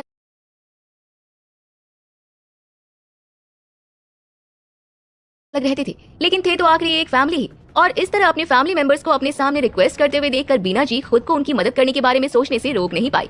अदिति, तुमने देख लिया ना कि तुम्हारी बड़ी मम्मी क्या चाहती हैं, तो तुम कल ही जाकर अपने बॉस से बात क्यों नहीं करती? ये सब बातें सुनकर अदिति बहुत परेशान हो गई। मॉम, आप कुछ भी बोल रही हैं। पहले ही मेरे बॉस ने मुझे क्लियर कर दिया है कि उनके मन में ऐसा कुछ भी नहीं है। उस दिन उन्होंने जो हमारे लिए बिल पे किया था वो इसीलिए क्योंकि वहाँ पर उनके ऑफिस के स्टाफ बैठे हुए थे। उन्हें लगा कि शायद मैं इतने लोगों का खर्चा नहीं उठा पाऊंगी, इसीलिए उन्होंने बिल पे कर दिया। और अब आप मुझे कह रही हैं कि मैं उनसे जाकर कहूँ कि वो अपने डायरेक्टर से बात करे? सबकी बातें सुनकर अदिति अब सच में नाखुश थी। अगर वो डायरेक्टर नीरव को जानती होती तो उनके लिए निखिल की मदद करना कोई बड़ी बात नहीं थी, लेकिन यहाँ सिचुएशन अलग थी। वो डायरेक्टर नीरव को बिल्कुल भी नहीं जानती थी। इनफैक्ट उसकी तो उसके बॉस के साथ बातचीत भी 2-4 बार हुई थी। उनके बीच में ऐसा कोई कनेक्शन नहीं था जिससे वह डायरेक्टली जाकर अपने बॉस से निखिल के बारे में बात कर सके। लेकिन अपनी माँ की बात सुनकर वो हैरान थी। अदिति बेटा, मैंने पहले तुमसे कभी कुछ नहीं मांगा है, और आज जब मैं पहली बार तुमसे कुछ कह रही हूँ तो तुम बहाने देकर मना कर रही हो। बड़ी माँ, मैं मना नहीं कर रही हूँ, बस बात यह है कि मैं इस मैटर में आपकी कोई मदद नहीं कर सकती। अदिति की ना सुनने के बाद निखिल नाराज होकर उसे देखने लगा। उसने अपना हाथ क्रॉस किया और अपने चेस्ट पर रख लिया। हम सब एक फैमिली हैं, और दी इतनी छोटी सी बात के लिए मेरी हेल्प नहीं कर सकती? आजकल कोई चाहे कितना भी अपना बनने का ढोंग कर ले, लेकिन एक दूसरे को आगे बढ़ते हुए नहीं देख सकते। अगर तुम हमारी मदद नहीं करना चाहती हो तो कोई बात नहीं। मैं समझ रहा हूँ कि शायद तुम्हारी अपनी फैमिली के साथ रिश्ते सही नहीं है, कि अपनी फैमिली की तुम्हारी नजर में कोई वैल्यू नहीं है। सब नाखुश होकर अदिति की तरफ देख रहे थे। बीना जी का भी चेहरा उतर गया था। आज शाम से ही वो सबके सामने अदिति की तारीफ पर तारीफ किए जा रही थी कि अदिति का प्रमोशन हुआ है, अदिति की सैलरी कितनी है, अदिति बहुत अच्छा काम कर रही है। लेकिन अब अदिति ने मदद करने से इनकार कर सबको नाराज कर दिया था। अदिति, चाहे बात कैसी भी हो, घर की हो या प्रोफेशनल वर्क हो, बिना कोशिश किए कभी भी हार नहीं माननी चाहिए। तुम एक बार कोशिश करके तो देखो, एक बार अपने बॉस से बात करके तो देखो, क्या पता काम हो जाए। और अगर काम नहीं भी होता है तो कोई बात नहीं, फिर तुम्हारी बड़ी माँ तुम्हें कुछ नहीं कहेंगी, लेकिन तुम्हें कोशिश तो करनी होगी। अब अदिति कुछ कहती इससे पहले ही अद्वैत ने सबका ध्यान अपनी तरफ खींचने की कोशिश की। मेरे पापा भी डायरेक्टर नीरव को जानते हैं। अगर अदिति आप लोगों की मदद नहीं कर पा रही है तो मैं कोशिश करके देख सकता हूँ। अद्वैत की बात सुनकर निखिल और ईशा के चेहरे पर चमक आ गई। क्या सच में तुम हमारी मदद कर सकते हो? यस ऑफ कोर्स, मैं कोशिश करके देखता हूँ, देखते हैं क्या होता है। वैसे दूसरी कंपनी के इंटरनल प्रमोशन के बारे में ज्यादा इंटरफेयर कर सकते हैं या नहीं ये तो मुझे आइडिया नहीं है, लेकिन मेरे डैड एक बार बात करके जरूर देख सकते हैं। थैंक यू सो मच अद्वैत, तुम्हारे पापा इतने बड़े आदमी हैं, जरूर डायरेक्टर के साथ उनका रिलेशन बहुत ही अच्छा होगा। आई एम ब्लेस्ड कि तुम मेरी मदद करने को मान गए। मैं तुम्हारा ये एहसान कभी नहीं भूलूंगा। अद्वैत ने निखिल के हाथ को पकड़ लिया। वो प्राउडली मुस्कुराने लगा। उसने सामने अकेले बैठे आरव की तरफ बेचारगी वाले एक्सप्रेशन से देखा। मुझसे बेटर बनने चला था, तुम कभी मुझसे बेटर बन ही नहीं सकते हो आरव। आरव, तुम हमें ज्वाइन क्यों नहीं करते हो? देखो बहुत अच्छी वाइन है, तुम्हें पसंद आएगी। नहीं थैंक यू, मुझे वापस जाते हुए ड्राइव करना है, और ड्रिंक करने के बाद हम ड्राइव नहीं कर सकते हैं। ड्राइव?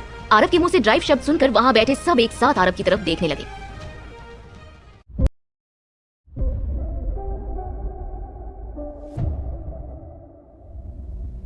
बाइक को ड्राइव कब से करने लगे, और इसलिए तुम ड्रिंक नहीं कर सकते?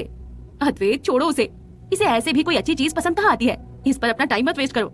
अच्छा है उन्हें अपनी जगह पता है, वैसे भी सबको घी हजम नहीं होती।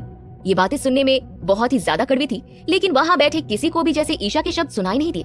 लेकिन ये सब सुनकर अदिति वहाँ से उठ गई और आरव के पास आकर खड़ी हो गई। आज हम सब बहुत मुश्किल से एक साथ बैठे हैं, तो गाइस एक ड्रिंक हो जाए। सबने अपने अपने ग्लासेस उठा लिए और रेड वाइन पीने लगे। सबने अपना ग्लास खत्म कर लिया था। निखिल अद्वैत की तारीफ का मौका कैसे छोड़ सकता था। उसने सेटिस्फेक्शन के साथ अपनी आंखें बंद की और अपना सिर हाँ में हिलाया। वाइन तो सच में बहुत अच्छी है, इसका टेस्ट तो सबसे अलग है। वाह, मैंने ऐसी वाइन आज तक कभी नहीं पी। आज का दिन तो सच में हमारे लिए बहुत स्पेशल है। आज हमारे फैमिली मेंबर्स हमारी मदद के लिए कितना कुछ कर रहे हैं। अब पता नहीं फिर से हम ऐसा गेट टुगेदर कब कर पाएंगे। अगर आपको ये वाइन इतनी पसंद आई है तो मैं आपके हर एक फैमिली मेंबर को एक एक वाइन की बोतल गिफ्ट में दे दूंगा। हमें तुमसे कोई गिफ्ट लेना तो नहीं चाहिए, लेकिन अगर तुम्हारा इतना ही मन है तो हम जरूर ही एक्सेप्ट कर लेंगे। बीना, मुझे अभी भी लग रहा है कि अगर तुमने अदिति की शादी के टाइम में थोड़ी और कोशिश की होती तो तुम्हें एक और अच्छा दामाद मिल सकता था।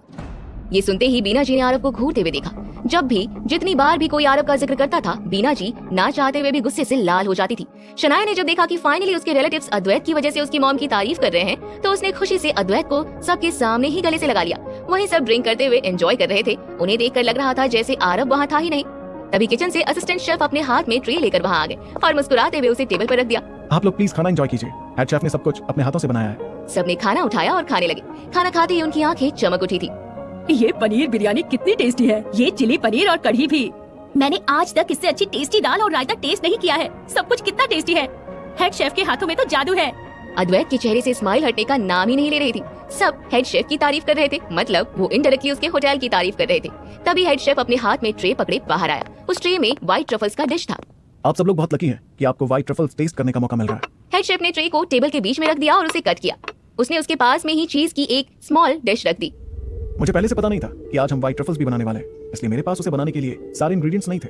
लेकिन इसे हम नॉर्मली चीज के साथ भी खाते हैं। आप लोग प्लीज ट्राई कीजिए। सबने व्हाइट ट्रफल्स की तरफ देखा जो अभी पीसेस में कटा हुआ था। वो दिखने में तो ऑर्डिनरी था, लेकिन उसकी बहुत तेज खुशबू आ रही थी, जिसे इग्नोर करना वहाँ बैठे सभी के लिए मुश्किल था। ये तो वही सैलेड की तरह लगेगा। हेड शेफ, आप और कोई डिश बनाते तो वो शायद इससे बेटर ही लगता, पर कोई नहीं, इससे काम चला लेते हैं। लेकिन कहीं इसे खाने से कोई प्रॉब्लम तो नहीं होगी ना, जैसे एलर्जी या डायरिया? ईशा की बातें सुनकर हेड शेफ की स्माइल गायब हो गई। उसके चेहरे पर नाराजगी साफ दिखाई दे रही थी। उसने अद्वैत की तरफ देखा। अगर वो अद्वैत के अंडर काम नहीं कर रहा होता तो इस तरह एक अच्छे डिश के इंसल्ट करना वो कभी बर्दाश्त नहीं करता। आप लोग प्लीज खाने को एंजॉय कीजिए, लेकिन इस तरह व्हाइट ट्रफल्स की इंसल्ट मत कीजिए। आप लोगों को शायद मैं व्हाइट ट्रफल्स की कीमत समझा नहीं पाया हूँ, या शायद आप लोग समझना नहीं चाहते।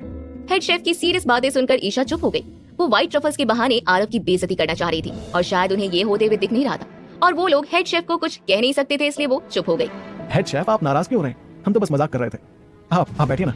हेड शेफ ने अपने हाथ के इशारे से इनकार कर दिया। नहीं, थैंक यू आपकी काइंडनेस के लिए, और ये फैमिली गैदरिंग है और इसमें मेरी जगह नहीं। मैं मिस्टर अंबानी के पास बैठ जाऊंगा। बीना जी हेड शेफ को रोकना चाहती थी, लेकिन इससे पहले कि वो कुछ बोलती वो आरव के पास चले गए। मिस्टर अंबानी, मैं यहाँ बैठ सकता हूँ? हाँ प्लीज बैठिए ना। कुछ ही देर में असिस्टेंट कुक अपने हाथ में 3 प्लेट खाना लेकर बाहर आ गया। हेड शेफ ने जब आरव को अकेले बैठा देखा, उसके लिए कुछ स्पेशल डिशेस बनाने का सोचा ताकि उसका मूड ठीक हो सके। हेड शेफ ने असिस्टेंट को उनके साथ बैठने के लिए कहा। मिस्टर अंबानी, काम के टाइम मैंने कभी ड्रिंक नहीं किया, लेकिन आज मैं वाइन तो नहीं, पर उसकी जगह पर वाटर ग्लास टोस्ट करता हूँ। ये मेरे लिए बहुत खुशी की बात है कि मैं आपके साथ एक ही टेबल पर बैठकर खाना खा रहा हूँ। मेरे लिए भी खुशी की बात है। बाय द वे, आप बहुत स्वीट हैं शेफ। शनाया की नजर जब मुस्कुराते हुए आरव पर पड़ी तो उसका चेहरा उतर गया। कितना अच्छा वाइन मिल रहा था, लेकिन पानी की ही औकात है तो पानी ही सही। और ये तुम्हारा शेफ कुछ ज्यादा ही उसकी साइड नहीं ले रहा। अद्वैत भी हेड शेफ को आरव को इतना पोलाइटली ट्रीट करते हुए देखकर हैरान था, पर उसकी नजर में भी हेड शेफ की कीमत एक सर्वेंट से ज्यादा नहीं थी। अच्छा है ना, दोनों को अपनी औकात और अपनी जगह अच्छे से पता है। तुम क्यों अपना मूड खराब कर रही हो डियर? खाना खाओ, एंजॉय करो। अद्वैत की बात सुनकर शनाया भी हंसने लगी। टेबल पर बैठे सभी खाते हुए ड्रिंक कर रहे थे और लगातार अद्वैत की तारीफ कर रहे थे।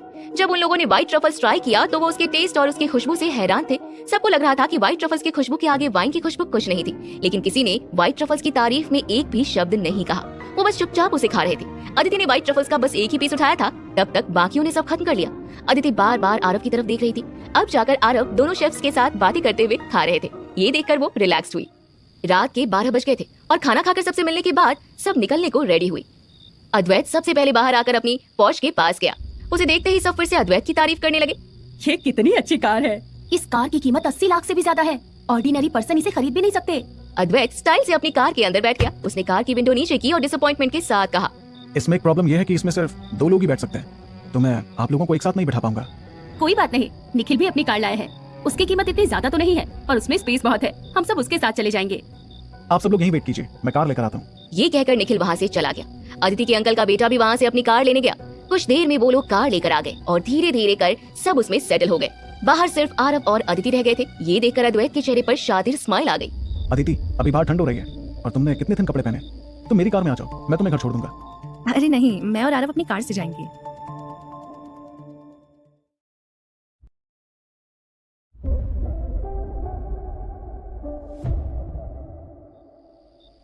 अदिति दी, अद्वैत तुम्हारी हेल्प करना चाहता है, लेकिन शायद लगता है आपको आरव के साथ बाइक पर ही जाना है। ऐसी कोई बात नहीं है शनाया, हम सच में यहाँ कार से आए हैं।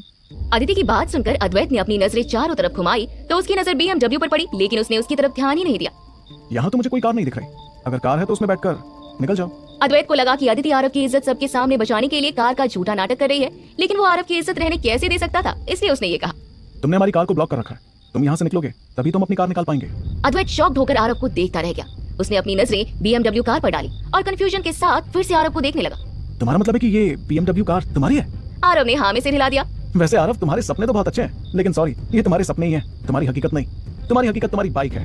ठीक है, तुम लोग आते रहना, हम निकल रहे हैं। आरव, तुम अभी यहाँ पर भी मुझे एम्बेरस मत करो। अरे अगर तुम BMW का एक टायर भी खरीद लो तो मैं खुश हो जाऊंगी। तुम्हारी इतनी औकात होती तो क्या ही बात थी। इन सब की बातें सुनकर आरव ने कोई रिएक्शन नहीं दिया और अपनी पॉकेट से अपनी कार की चाबी निकाल ली और बटन प्रेस किया। अचानक से ही BMW की लाइट जलने लगी और बीप साउंड होने लगा। ये देखकर वहाँ खड़े हर एक के चेहरे पर शॉकिंग एक्सप्रेशंस आ गए। सबने एक साथ आरव की तरफ डिसबिलीफ के साथ देखा। ये इम्पॉसिबल है। आरव अद्वैत के चेहरे की तरफ बिना किसी एक्सप्रेशन के देखने लगा। प्लीज रास्ते से हट जाओ, मुझे अपनी कार बाहर निकालनी है। अद्वैत को झटका लगा। उसे लगा जैसे किसी ने उसके गाल पर जोर से एक थप्पड़ मार दिया हो। फिर वो अपनी कार की तरफ देखने लगा। इस BMW के रेट में तो उसकी 2 कार आ जाती। गुस्से से उसने कार स्टार्ट कर दी और वहाँ से आगे बढ़ने वाला था कि तभी आरव ने उसे रोक दिया। अद्वैत, तुमने ड्रिंक की हुई है और ड्रिंक करके ड्राइव करना सेफ नहीं है। रास्ते में कुछ हो गया तो प्रॉब्लम हो जाएगी। तुम अपनी कार यहीं छोड़ दो। तुम हमारे साथ क्यों नहीं आ जाते हो? मैं तुम्हें घर छोड़ दूंगा। आरव की बातें सुनकर अद्वैत गुस्से से घूर कर उसे देखने लगा। इसकी कोई जरूरत नहीं है। उसने गैस पैडल पर अपना पैर रखा और गाड़ी आवाज करती हुई वहाँ से निकल गई। अद्वैत के जाने के बाद आरव निखिल की तरफ मुड़ा। तुम अभी निकल रहे हो या मेरे कार स्टार्ट होने का वेट कर रहे हो? कुछ देर पहले ही निखिल ने आरव का मजाक उड़ाया था। उसने भी जल्दी से अपनी कार स्टार्ट की और वहाँ से निकल गया। अदिति के दूसरे अंकल पीछे से अपनी कार लेकर आए और आरव के सामने रुके। अदिति, तुम्हारी बहुत तरक्की हो रही है। तुमने इतनी एक्सपेंसिव कार अफोर्ड कर ली। मैं तुम्हारे लिए बहुत खुश हूँ। तुम फ्यूचर में बहुत अमीर बन जाओ, तो मुझे भूलना मत। अपने अंकल की बात सुनकर अदिति उनको एक्सप्लेन ही करने वाली थी कि ये कार आरव ने कैसे खरीदा है, लेकिन फिर उसे आरव की रिक्वेस्ट याद आई कि अदिति इस कार के बारे में किसी को भी कुछ न बताए। ये सब तो आपकी ब्लेसिंग्स का नतीजा है अंकल। अगर फ्यूचर में मैं आपके किसी काम आ सकूं तो मेरे लिए खुशी की बात होगी। तभी कार की बैक साइड की विंडो नीचे हुई और अदिति की आंटी ने अपना चेहरा बाहर निकाला। बेटा, तुम्हारी एक चाची भी है, उसे भी भूल मत जाना। ठीक है, तुम लोग अच्छे से जाना, हम निकलते हैं। अदिति ने मुस्कुराते हुए हाथ हिलाकर उन सबको बाय कहा। वो निकले ही थे कि तभी हेड शेफ अपने हाथ में सामान का बैग लिए बाहर आ गए। उनके पीछे असिस्टेंट भी आ रहा था। मिस्टर अंबानी, मैं फ्यूचर में आपसे मिलना चाहूंगा और जब भी आप हमारे होटल में आएंगे तो मैं आपके लिए स्पेशल डिशेस बनाकर आपको सर्व करूंगा। आपसे मिलकर मुझे बहुत अच्छा लगा मिस्टर अंबानी। हेड शेफ को देखकर आरव के चेहरे पर हल्की सी स्माइल आ गई। हेड शेफ अब तक जब भी आरव से मिले थे उन्होंने आरव को बहुत अच्छे से ट्रीट किया था, उसे इज्जत दी थी। Thank you head chef, have a good night. दोनों शेफ वहाँ से निकल गए। उनके जाते ही शनाया आरव के सामने आ गई और उसे गुस्से से घूरने लगी। अदिति दी, क्या सच में ये कार आपने खरीदी है? हाँ, ये मैंने आज ही खरीदा है, इसीलिए मुझे टाइम ही नहीं मिला आप सबको इस बारे में बताने का। अदिति दी, ये कार तो बहुत महंगी है। आपके पास इतने सारे पैसे कहाँ से आए? आपने हमसे पैसे छुपा कर रखे थे। शनाया को इस बात पर जरा सा भी विश्वास नहीं था कि आरव के पास पैसे हो सकते हैं, क्योंकि इतने सालों में उसने आरव को कोई काम करते नहीं देखा था और अब जाकर उसने ही आरव की जॉब लगवाई थी और वहाँ काम करते हुए उसे कुछ ही दिन हुए थे, तो अभी उसके पास पैसे होने का सवाल ही नहीं था। बीना जी भी शक भरी नजरों से अदिति की तरफ देख रही थी। अब तक अदिति जितने भी पैसे कमा रही थी उसके बारे में उसकी पूरी फैमिली को पता था और अपनी आधी कमाई हर महीने वो घर के लिए खर्च कर देती थी। और उसके बाद भी अगर उसने इतना एक्सपेंसिव कार लिया था तो ये उन सब के लिए बहुत बड़ी बात थी। अदिति ने अपना सिर झुका लिया और आरव की बातों को याद कर धीमी आवाज में बोली, मैंने कार डाउन पेमेंट पे लिया है, मैं इसकी मंथली इंस्टॉलमेंट पे करूंगी। तुमने कितना डाउन पेमेंट दिया है? ये इतनी एक्सपेंसिव गाड़ी है तो उसका डाउन पेमेंट भी कम तो होगा नहीं। मैंने 30% पेमेंट किया है। मेरे पास पैसे कम पड़ रहे थे इसलिए मैंने क्रेडिट कार्ड का भी यूज किया है। और फिर अब तो आरव की भी इनकम शुरू हो गई है तो हम दोनों मिलकर संभाल लेंगे। अदिति दी, आरव की नौकरी का तो कोई ठिकाना नहीं है और अगर उनके काम से पैसे आएंगे भी तो उससे वो अपना घर संभाल ले, वही बड़ी बात होगी। और मुझे तो ये समझ में नहीं आ रहा है कि आपको ये कार खरीदने की क्या जरूरत थी। ये कार खरीदकर आपको कोई बेनिफिट नहीं हुआ सिवाय इसके कि आप शो ऑफ कर सके और अपनी ईगो को सेटिस्फाई कर सके। शनाया बिल्कुल ठीक कह रही है। तुम अभी के अभी इस कार को जाकर वापस करो। हमारे पास करने के लिए और भी बहुत सी इंपॉर्टेंट चीजें हैं। अब तुम्हारे शो ऑफ का नतीजा ये होगा कि सबको लगेगा कि तुम अमीर बन गई हो और फ्यूचर में ये बात हमें ही परेशानी में डालेगी और इसकी जिम्मेदार तुम खुद होगी। आरव ने जब देखा कि अदिति को सब सुना रहे हैं तो वो अदिति के सामने आ गया। मॉम, आपको इस बारे में फिक्र करने की कोई जरूरत नहीं है। मुझे एक बहुत अच्छा प्रोजेक्ट मिला है और मेरे मैनेजर ने कहा है कि वो मुझे 20% बोनस भी देंगे, तो मुझे जैसे ही मेरी सैलरी मिलेगी मैं कार का पेमेंट कर दूंगा। तुम पे करना चाहते हो तो ठीक है, पर तुम मुझे बस इतना बताओ कि तुम्हारे प्रोजेक्ट का 20% बोनस कितना होगा, 1000 या 2000 रुपए? मैंने अभी तक ये पूछा तो नहीं है, लेकिन आई एम श्योर कि इतना तो कम नहीं होगा। आरव ने वाकई में आज तक अपने बोनस या बेनिफिट्स के बारे में नहीं पूछा था, पर इस बात से उसे कोई फर्क नहीं पड़ता था, क्योंकि ये कार उसने पूरे तरीके से खरीद लिया था। अब उसे कोई लोन पे नहीं करना था। अभी उसने झूठ इसलिए कहा था ताकि वो लोग अदिति से और ज्यादा सवाल न करें। यानी कि तुमने अभी तक कुछ बात ही नहीं की है। मतलब ये है कि अगर तुम्हारा प्रोजेक्ट सक्सेसफुल नहीं होता है तो फिर तो तुम्हें पैसे नहीं मिलेंगे।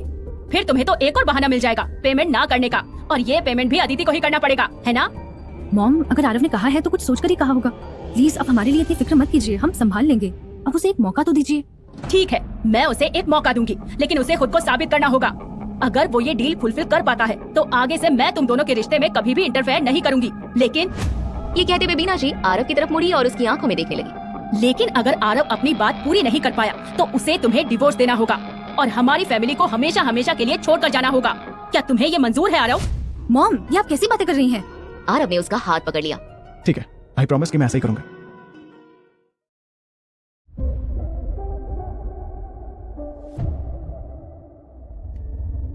अदिति और बीना जी बिल्कुल शॉक्ड होकर आरव को देखने लगी। अदिति ने कभी एक्सपेक्ट नहीं किया था कि आरव उसे डाइवोर्स देने की बात पर कभी हामी भी भर सकता है। उसका दिल तेजी से धड़कने लगा, ये सोचकर कि अगर आरव अपनी बात पूरी करने में फेल हो जाता है तो क्या होगा। दूसरी तरफ बीना जी के चेहरे पर एक स्माइल आ गई थी। जब से उन दोनों की शादी हुई थी तब से लेकर अब तक उन्होंने बहुत कोशिश कर ली थी कि आरव और अदिति अलग हो जाएं, और उन्होंने कई बार चाहा भी था कि वो आरव को गुस्सा दिलाकर अदिति से दूर कर दे, लेकिन हर बार फेल हो गई। पर आज आरव ने उनसे वह प्रॉमिस भी कर दिया था। ये सोचकर ही उन्हें लग रहा था जैसे उन्होंने ये लड़ाई जीत ली है। आरव अपनी बात से ना भागे, इसलिए वो आरव के सामने आकर खड़ी हो गई। ठीक है, ये तुमने खुद कहा है और सबने सुना है, तो अपनी बात से मुकरने के बारे में सोचना भी मत। मैं आरव अंबानी ये प्रॉमिस करता हूँ कि मैं अपनी बात से पीछे नहीं हटूंगा। बीना जी के चेहरे पर एक बड़ी सी स्माइल आ गई। आज पहली बार था जब वह आरव को देखकर मुस्कुरा रही थी। अदिति को परेशान देखकर आरव ने उसका हाथ अपने हाथ में ले लिया। अदिति, हम घर वापस चलें? मॉम, हम घर वापस जा रहे हैं। आरव ने कार का डोर ओपन किया और अदिति को उसमें बिठा दिया। कार की लाइट चल रही थी। कुछ ही देर में उनकी गाड़ी वहाँ से बाहर निकल गई। जब कार उनकी नजरों से दूर हो गई तब बीना जी शनाया की तरफ मुड़ी। शनाया, अद्वैत ने कहा था कि आरव की कंपनी का सीईओ उसका दोस्त है, राइट? हाँ, लेकिन आप ये क्यों पूछ रही हैं? यही वो मौका है जब हम तुम्हारी बहन की जिंदगी बचा सकते हैं। उस आरव को तुम्हारी बहन की जिंदगी से बाहर फेंक सकते हैं। तुम कुछ भी करो और अद्वैत से कहो कि वो आरव के प्रोजेक्ट को सक्सेसफुल ना होने दे। बीना जी क्या कहना चाह रही थी शनाया एक ही पल में समझ गई। शनाया हमेशा से ही अपनी माँ की हर बात मानती थी। आज शनाया का आरव से इतना नफरत करने की एक वजह ये भी थी कि उसने अपनी माँ के मुंह से आरव के लिए हमेशा बुरी बातें ही सुनी थी। जब आरव और अदिति की शादी हुई थी तब शनाया अपनी कॉलेज में थी और इस वजह से वो ज्यादातर अपना टाइम कॉलेज में ही बिताती थी। तब ना ही उसकी बीना जी से इतनी बातें होती थी और ना ही उसके मन में इतना जहर था। लेकिन अपने ग्रेजुएशन कंप्लीट करने के बाद जब वो अपने पेरेंट्स के साथ रहने लगी तब बीना जी की नफरत का असर उस पर भी होने लगा। और अब टाइम के साथ शनाया आरव को बिल्कुल भी पसंद नहीं करती है, वो उससे नफरत करती है। उसने काफी पहले ही आरव को जीजू बोलना बंद कर दिया था और अपनी माँ के कहने पर वो आरव को उसके नाम से ही बुलाती थी। ठीक है मॉम, मैं कल ही इस बारे में अद्वैत से बात करूंगी। बीना जी ने खुशी से हाँ में सिर हिलाया। वो दोनों घर के अंदर चले गए। वहाँ से निकलने के बाद आरव और अदिति अपने घर की तरफ जा रहे थे। आरव, तुमने मॉम की उस बात पर हामी क्यों भरी? आरव ने मुस्कुराते हुए अदिति की तरफ देखा और अपने एक हाथ को अदिति के हाथ के ऊपर रख दिया। डियर, तुम प्लीज मुझसे नाराज मत हो। मेरी लाइफ में हमेशा तुम ही रहोगी। मैंने सिर्फ तुमसे प्यार किया है और हमेशा करता रहूंगा। और जब मैं तुमसे प्यार करता हूँ तो मैं तुम्हें छोड़ कैसे सकता हूँ? आरव ने एक गहरी सांस ली और सामने सड़क पर देखते हुए गाड़ी चलाने लगा। और रही बात मेरे प्रोजेक्ट की, तो मेरा प्रोजेक्ट ऑलमोस्ट सक्सेसफुल हो चुका है। प्रोजेक्ट के रिलेटेड जो भी कॉन्ट्रैक्ट साइन करना है उसे लेकर हमारी बात हो चुकी है और मैं कल ही कॉन्ट्रैक्ट साइन कर रहा हूँ, तो मैं कहीं से भी हार नहीं सकता। अब समझ रही हो तुम? सच में आरव? अदिति के चेहरे पर खुशी की लहर दौड़ गई थी। वो एक्साइटेड होकर आरव की तरफ मुड़ गई। अगर ऐसी बात है तो तुमने मुझे पहले क्यों नहीं बताया? मैं तो बेवजह ही डर गई थी। मुझे खुद भी कहाँ पता था कि मेरी मॉम मेरे सामने ऐसी कोई शर्त रखने वाली है। मॉम ने हमेशा से ही तुम्हें गलत समझा है। उन्होंने कभी तुम्हें समझने की कोशिश ही नहीं की। I am sorry for that Aarav. Aarav जानता था कि आरव और उसकी मॉम के बीच के रिश्ते सुधारने के लिए अदिति ने हमेशा से ही कोशिश की थी, लेकिन वो कभी पॉसिबल नहीं हो पाया था। आरव, तुम तो 2 गिफ्ट लाए थे ना, फिर तुमने वहाँ एक ही गिफ्ट क्यों दिया? ये गिफ्ट तुम्हारे लिए था। मेरे लिए? अदिति ने कार की पिछली सीट पर देखा। वो गिफ्ट बॉक्स अभी भी वहीं पर था। उसने जल्दी से उसे उठा लिया। इसमें क्या है? क्या इसमें भी कोई खाने वाली चीज है? वैसे वो व्हाइट ट्रफल बहुत ही ज्यादा टेस्टी था, पर मुझे सिर्फ एक ही पीस खाने को मिला क्योंकि जब तक मैं उसे खाने गई तब तक वो खत्म हो चुका था। अदिति ने उस डिश को याद करते हुए अपने होठों को बाइट किया। अगर तुम्हें अच्छा लगा तो मैं कल ही तुम्हारे लिए कुछ व्हाइट ट्रफल्स लेकर आऊंगा और खुद तुम्हारे लिए बनाऊंगा। नहीं आरव, व्हाइट ट्रफल्स बहुत ज्यादा एक्सपेंसिव हैं। उसे खाना हमारे बस की बात नहीं है। उसे खाते हुए तो मुझे ऐसा लगेगा जैसे मैं गोल्ड खा रही हूँ। अदिति ने वह गिफ्ट बॉक्स ओपन कर लिया और उस बॉक्स के अंदर से एक जोड़ी व्हाइट ब्रेसलेट निकाल लिए। अदिति उस ब्रेसलेट को देखकर बहुत ही ज्यादा सरप्राइज हो गई थी। वाह आरव, ये ब्रेसलेट तो कितना ब्यूटीफुल है। उसने ब्रेसलेट निकालकर उसे अपने लेफ्ट हाथ में पहन लिया। वो व्हाइट ब्रेसलेट उसका प्यारा और मुलायम हाथ की खूबसूरती को और भी बढ़ा रहा था। आरव, तुमने ये भी खरीदा है क्या? मैंने इसे खरीदा नहीं है, बल्कि इसे मेरे फ्रेंड ने मुझे गिफ्ट किया है। वो व्हाइट ट्रफल्स भी मुझे मेरे फ्रेंड ने दिया था। ये सुनकर अदिति हैरान हो गई। फ्रेंड ने दिया? पर तुम्हारे फ्रेंड ने तुम्हें इतना महंगा गिफ्ट क्यों दिया? मुझे ये ब्रेसलेट के बारे में उतना आइडिया तो नहीं है, पर मुझे अच्छे से पता है कि ये महंगी होती है। और वो व्हाइट ट्रफल, उसके बारे में तो हेड शेफ ने ही बताया कि वो कितना रेयरली मिलता है। और दोनों गिफ्ट्स मिलाकर तो तुम्हारे दोस्त का कितना खर्चा हो गया होगा। मेरे उस दोस्त का नाम निहाल है। वो मनाली बिजनेस ट्रिप के लिए आया था और तभी मेरी उससे मुलाकात हो पाई। उसने मुझसे कहा था कि वो मुझे कोई छोटा मोटा गिफ्ट देना चाहता है, लेकिन मुझे आइडिया नहीं था कि वो इतना महंगा तोहफा देगा। पर तुमने अपने फ्रेंड के बारे में मुझे पहले कभी बताया क्यों नहीं? ठीक है, अगली बार वो जैसे यहाँ पर आएगा मैं तुम्हें उससे मिलवाऊंगा। ठीक है, पर आरव, ये गिफ्ट सच में बहुत महंगी है, तो हमें उन्हें लंच या डिनर पर बुलाकर उन्हें थैंक यू कहना चाहिए। अदिति ने अब कोई सवाल नहीं किया, लेकिन उस ब्रेसलेट को उठाकर वापस से बॉक्स में डाल दिया। तुमने ब्रेसलेट उतार क्यों दिया दीदी? तुम्हें पसंद नहीं आया क्या? अदिति नाम में सिर हिलाती हुई बोली। ये मुझे बहुत पसंद आया, लेकिन ये बहुत ही ज्यादा एक्सपेंसिव है आरव। तो मैंने डिसाइड किया है कि जब तुम्हारे दोस्त आएंगे तो हम उन्हें ये वापस कर देंगे। किसी से इतना महंगा तोहफा लेना अच्छी बात नहीं है। उनकी कार शहर की चौक पर आ गई थी। उनके सामने एक ट्रैफिक पुलिस ऑफिसर हर गाड़ी की जांच कर रहे थे। अदिति की नजर सामने गई। हनी, सामने देखो, ये कार तो अद्वैत की है ना? आरव ने अपनी कार धीमी कर दी। ट्रैफिक पुलिस ऑफिसर ने अपना हाथ हिलाकर आरव को अपने पास आने का इशारा किया। सर, हम चेक कर रहे हैं, ड्राइवर ड्रिंक करके ड्राइव तो नहीं कर रहे हैं। प्लीज आप हमारे साथ कोऑपरेट कीजिए। ओह नो, मतलब क्या अद्वैत फंस गया? ट्रैफिक पुलिस ने एक ब्रेथ लेजर आरव के सामने कर दिया। सर, आप प्लीज इसमें सांस छोड़िए। आरव ने एक गहरी सांस ली और अपनी सांस उस ब्रेथ लेजर में छोड़ी। ट्रैफिक पुलिस ने ब्रेथ लेजर में देखा। आपने ड्रिंक नहीं किया, आप जा सकते हैं। ऑफिसर, वो सामने जो गाड़ी पोर्शा खड़ी है उसमें मेरा फ्रेंड है। क्या कोई प्रॉब्लम हुई है? शायद वो ड्रिंक करके ड्राइव कर रहा था। उसे अपना ड्राइविंग लाइसेंस यहाँ जब्त करना होगा। इतना सीरियस इशू हो गया? हम जाकर देख सकते हैं। वो हमारे साथ ही डिनर करके निकला था। तो आप जाकर उसे समझाइए, वो हमारे साथ कोऑपरेट नहीं कर रहा है। अगर वो ऐसे ही करता रहा तो उसके लिए कोई बड़ा एक्शन लेने पर हम मजबूर हो जाएंगे।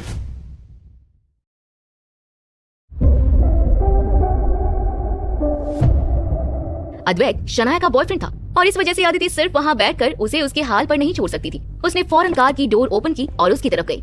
आरव भी उसके पीछे आ गया। जब वो अद्वैत की कार के पास पहुंचे तो उन्होंने देखा कि अद्वैत दो ट्रैफिक पुलिस ऑफिसर से बहस कर रहा है। उसके चेहरे पर बहुत ही ज्यादा गुस्सा दिखाई दे रहा था। उसकी नजर जैसे ही आरव और अदिति पर पड़ी, उसके चेहरे के एक्सप्रेशंस और भी ज्यादा डार्क हो गए। उसे ऐसा लगने लगा जैसे उसे इस हालत में देखकर आरव उस पर हंसेगा। इसलिए अपनी इज्जत बचाने के लिए उसने तेज आवाज में बोलना शुरू कर दिया। मैं आप लोगों को वार्न कर रहा हूँ, मेरे पापा इस शहर के सबसे बड़े आदमियों में से एक हैं। अगर आप लोगों ने मुझे अभी इसी वक्त नहीं छोड़ा तो आप लोगों को इसका खामियाजा भुगतना पड़ेगा।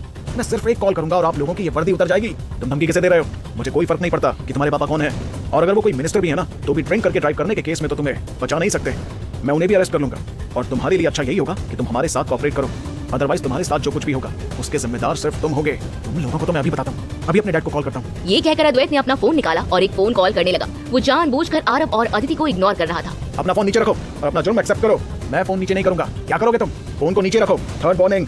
ये कहने के बाद ट्रैफिक पुलिस ने पेपर स्प्रे का एक बोतल निकाला और अद्वैत के सामने छिड़क दिया। चीखते हुए अद्वैत ने अपने फेस को कवर कर दिया। मेरी आंखें। अब तुम लोगों में से कोई भी नहीं बच पाएगा। इस सीन को देखते हुए अदिति अपनी जगह पर जम सी गई। उसकी हिम्मत नहीं हो रही थी कि वो अद्वैत और ट्रैफिक पुलिस ऑफिसर्स के बीच जाए। कानून को अपनी नजरों में छोटा समझने वाले, अब तुम्हें समझ आएगा कि तुमने क्या गलती की है। उठाओ इसे और इसे 15 दिन के लिए लॉकअप में डाल दो। दो ट्रैफिक पुलिस ऑफिसर्स सामने आए और वो अद्वैत को जोर से पकड़कर वहाँ से ले जाने लगे। ये देखकर आरव के चेहरे पर एक हल्की सी स्माइल आ गई। उसे वो दिन याद आ गया जब उसे अद्वैत की वजह से जेल जाना पड़ा था। भक्तों अपने किए का अंजाम। अदिति परेशान होकर आरव की तरफ मुड़ी। आरव, अद्वैत को अरेस्ट कर लिया गया है। अब हमें क्या करना चाहिए? क्या हम कॉल करके शनाया को इस बारे में बता दें? अदिति, तुम टाइम देखो। अगर हमने इस वक्त शनाया को कॉल किया तो सब बेकार में परेशान हो जाएंगे। और कल सुबह से पहले तो वैसे भी अद्वैत बाहर नहीं आ पाएगा और उस पर कोई बहुत बड़ा इल्जाम नहीं लगा। वो बस ड्रिंक करके ड्राइव कर रहा था। उसने किसी का मर्डर नहीं किया। सो डोंट वरी, वो कुछ दिनों में बाहर आ ही जाएगा। तुम परेशान मत हो। आरव ने अपना हाथ अदिति के कंधों के ऊपर रख दिया और उसे वापस कार की तरफ चलने का इशारा किया।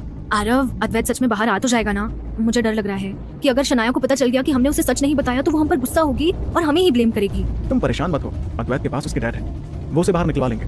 और तुम अद्वैत की फिक्र करने से पहले मेरे बारे में सोचो। तुम्हें मेरे बारे में फिक्र करने की जरूरत है। तुम्हें क्या हुआ? आरव ने परेशान होकर अदिति की तरफ देखा। मेरे पास ड्राइविंग लाइसेंस नहीं है। क्या? अदिति हैरान होकर आरव की तरफ देखने लगी। अब उसे समझ आ रहा था कि अगर वह कुछ देर में यहाँ से नहीं निकले तो आरव को भी जेल हो सकती है। मेरी किस्मत अच्छी थी, इसलिए ट्रैफिक ऑफिसर ने मेरा लाइसेंस चेक नहीं किया, वरना वो समझ जाते कि मैं बिना लाइसेंस के ड्राइव कर रहा हूँ और मुझे अद्वैत का साथ देने के लिए जेल जाना पड़ता। ये सुनकर अदिति का सारा ध्यान आरव की तरफ शिफ्ट हो गया। आरव के पास ड्राइविंग लाइसेंस था पर वह आउट ऑफ कंट्री का लाइसेंस था। उसके पास इंडिया का ड्राइविंग लाइसेंस नहीं था और दूसरी कंट्री का ड्राइविंग लाइसेंस हम इंडिया में यूज नहीं कर सकते हैं। तो उसे जल्दी से इंडिया का ड्राइविंग लाइसेंस बनवाने की जरूरत थी।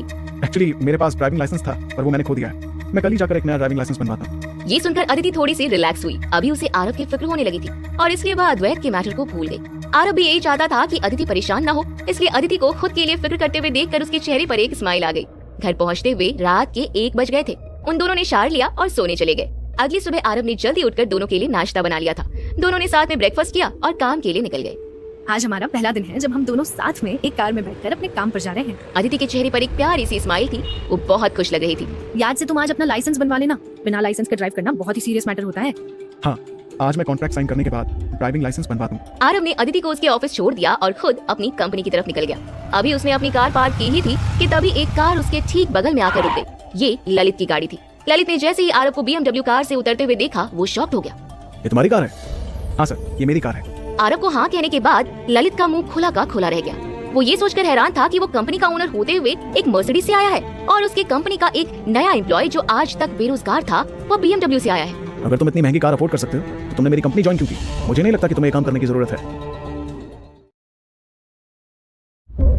नेक्स्ट एपिसोड के लिए जल्दी से सूफियाना FM को सब्सक्राइब और बेल आइकॉन को दबाना मत भूलना।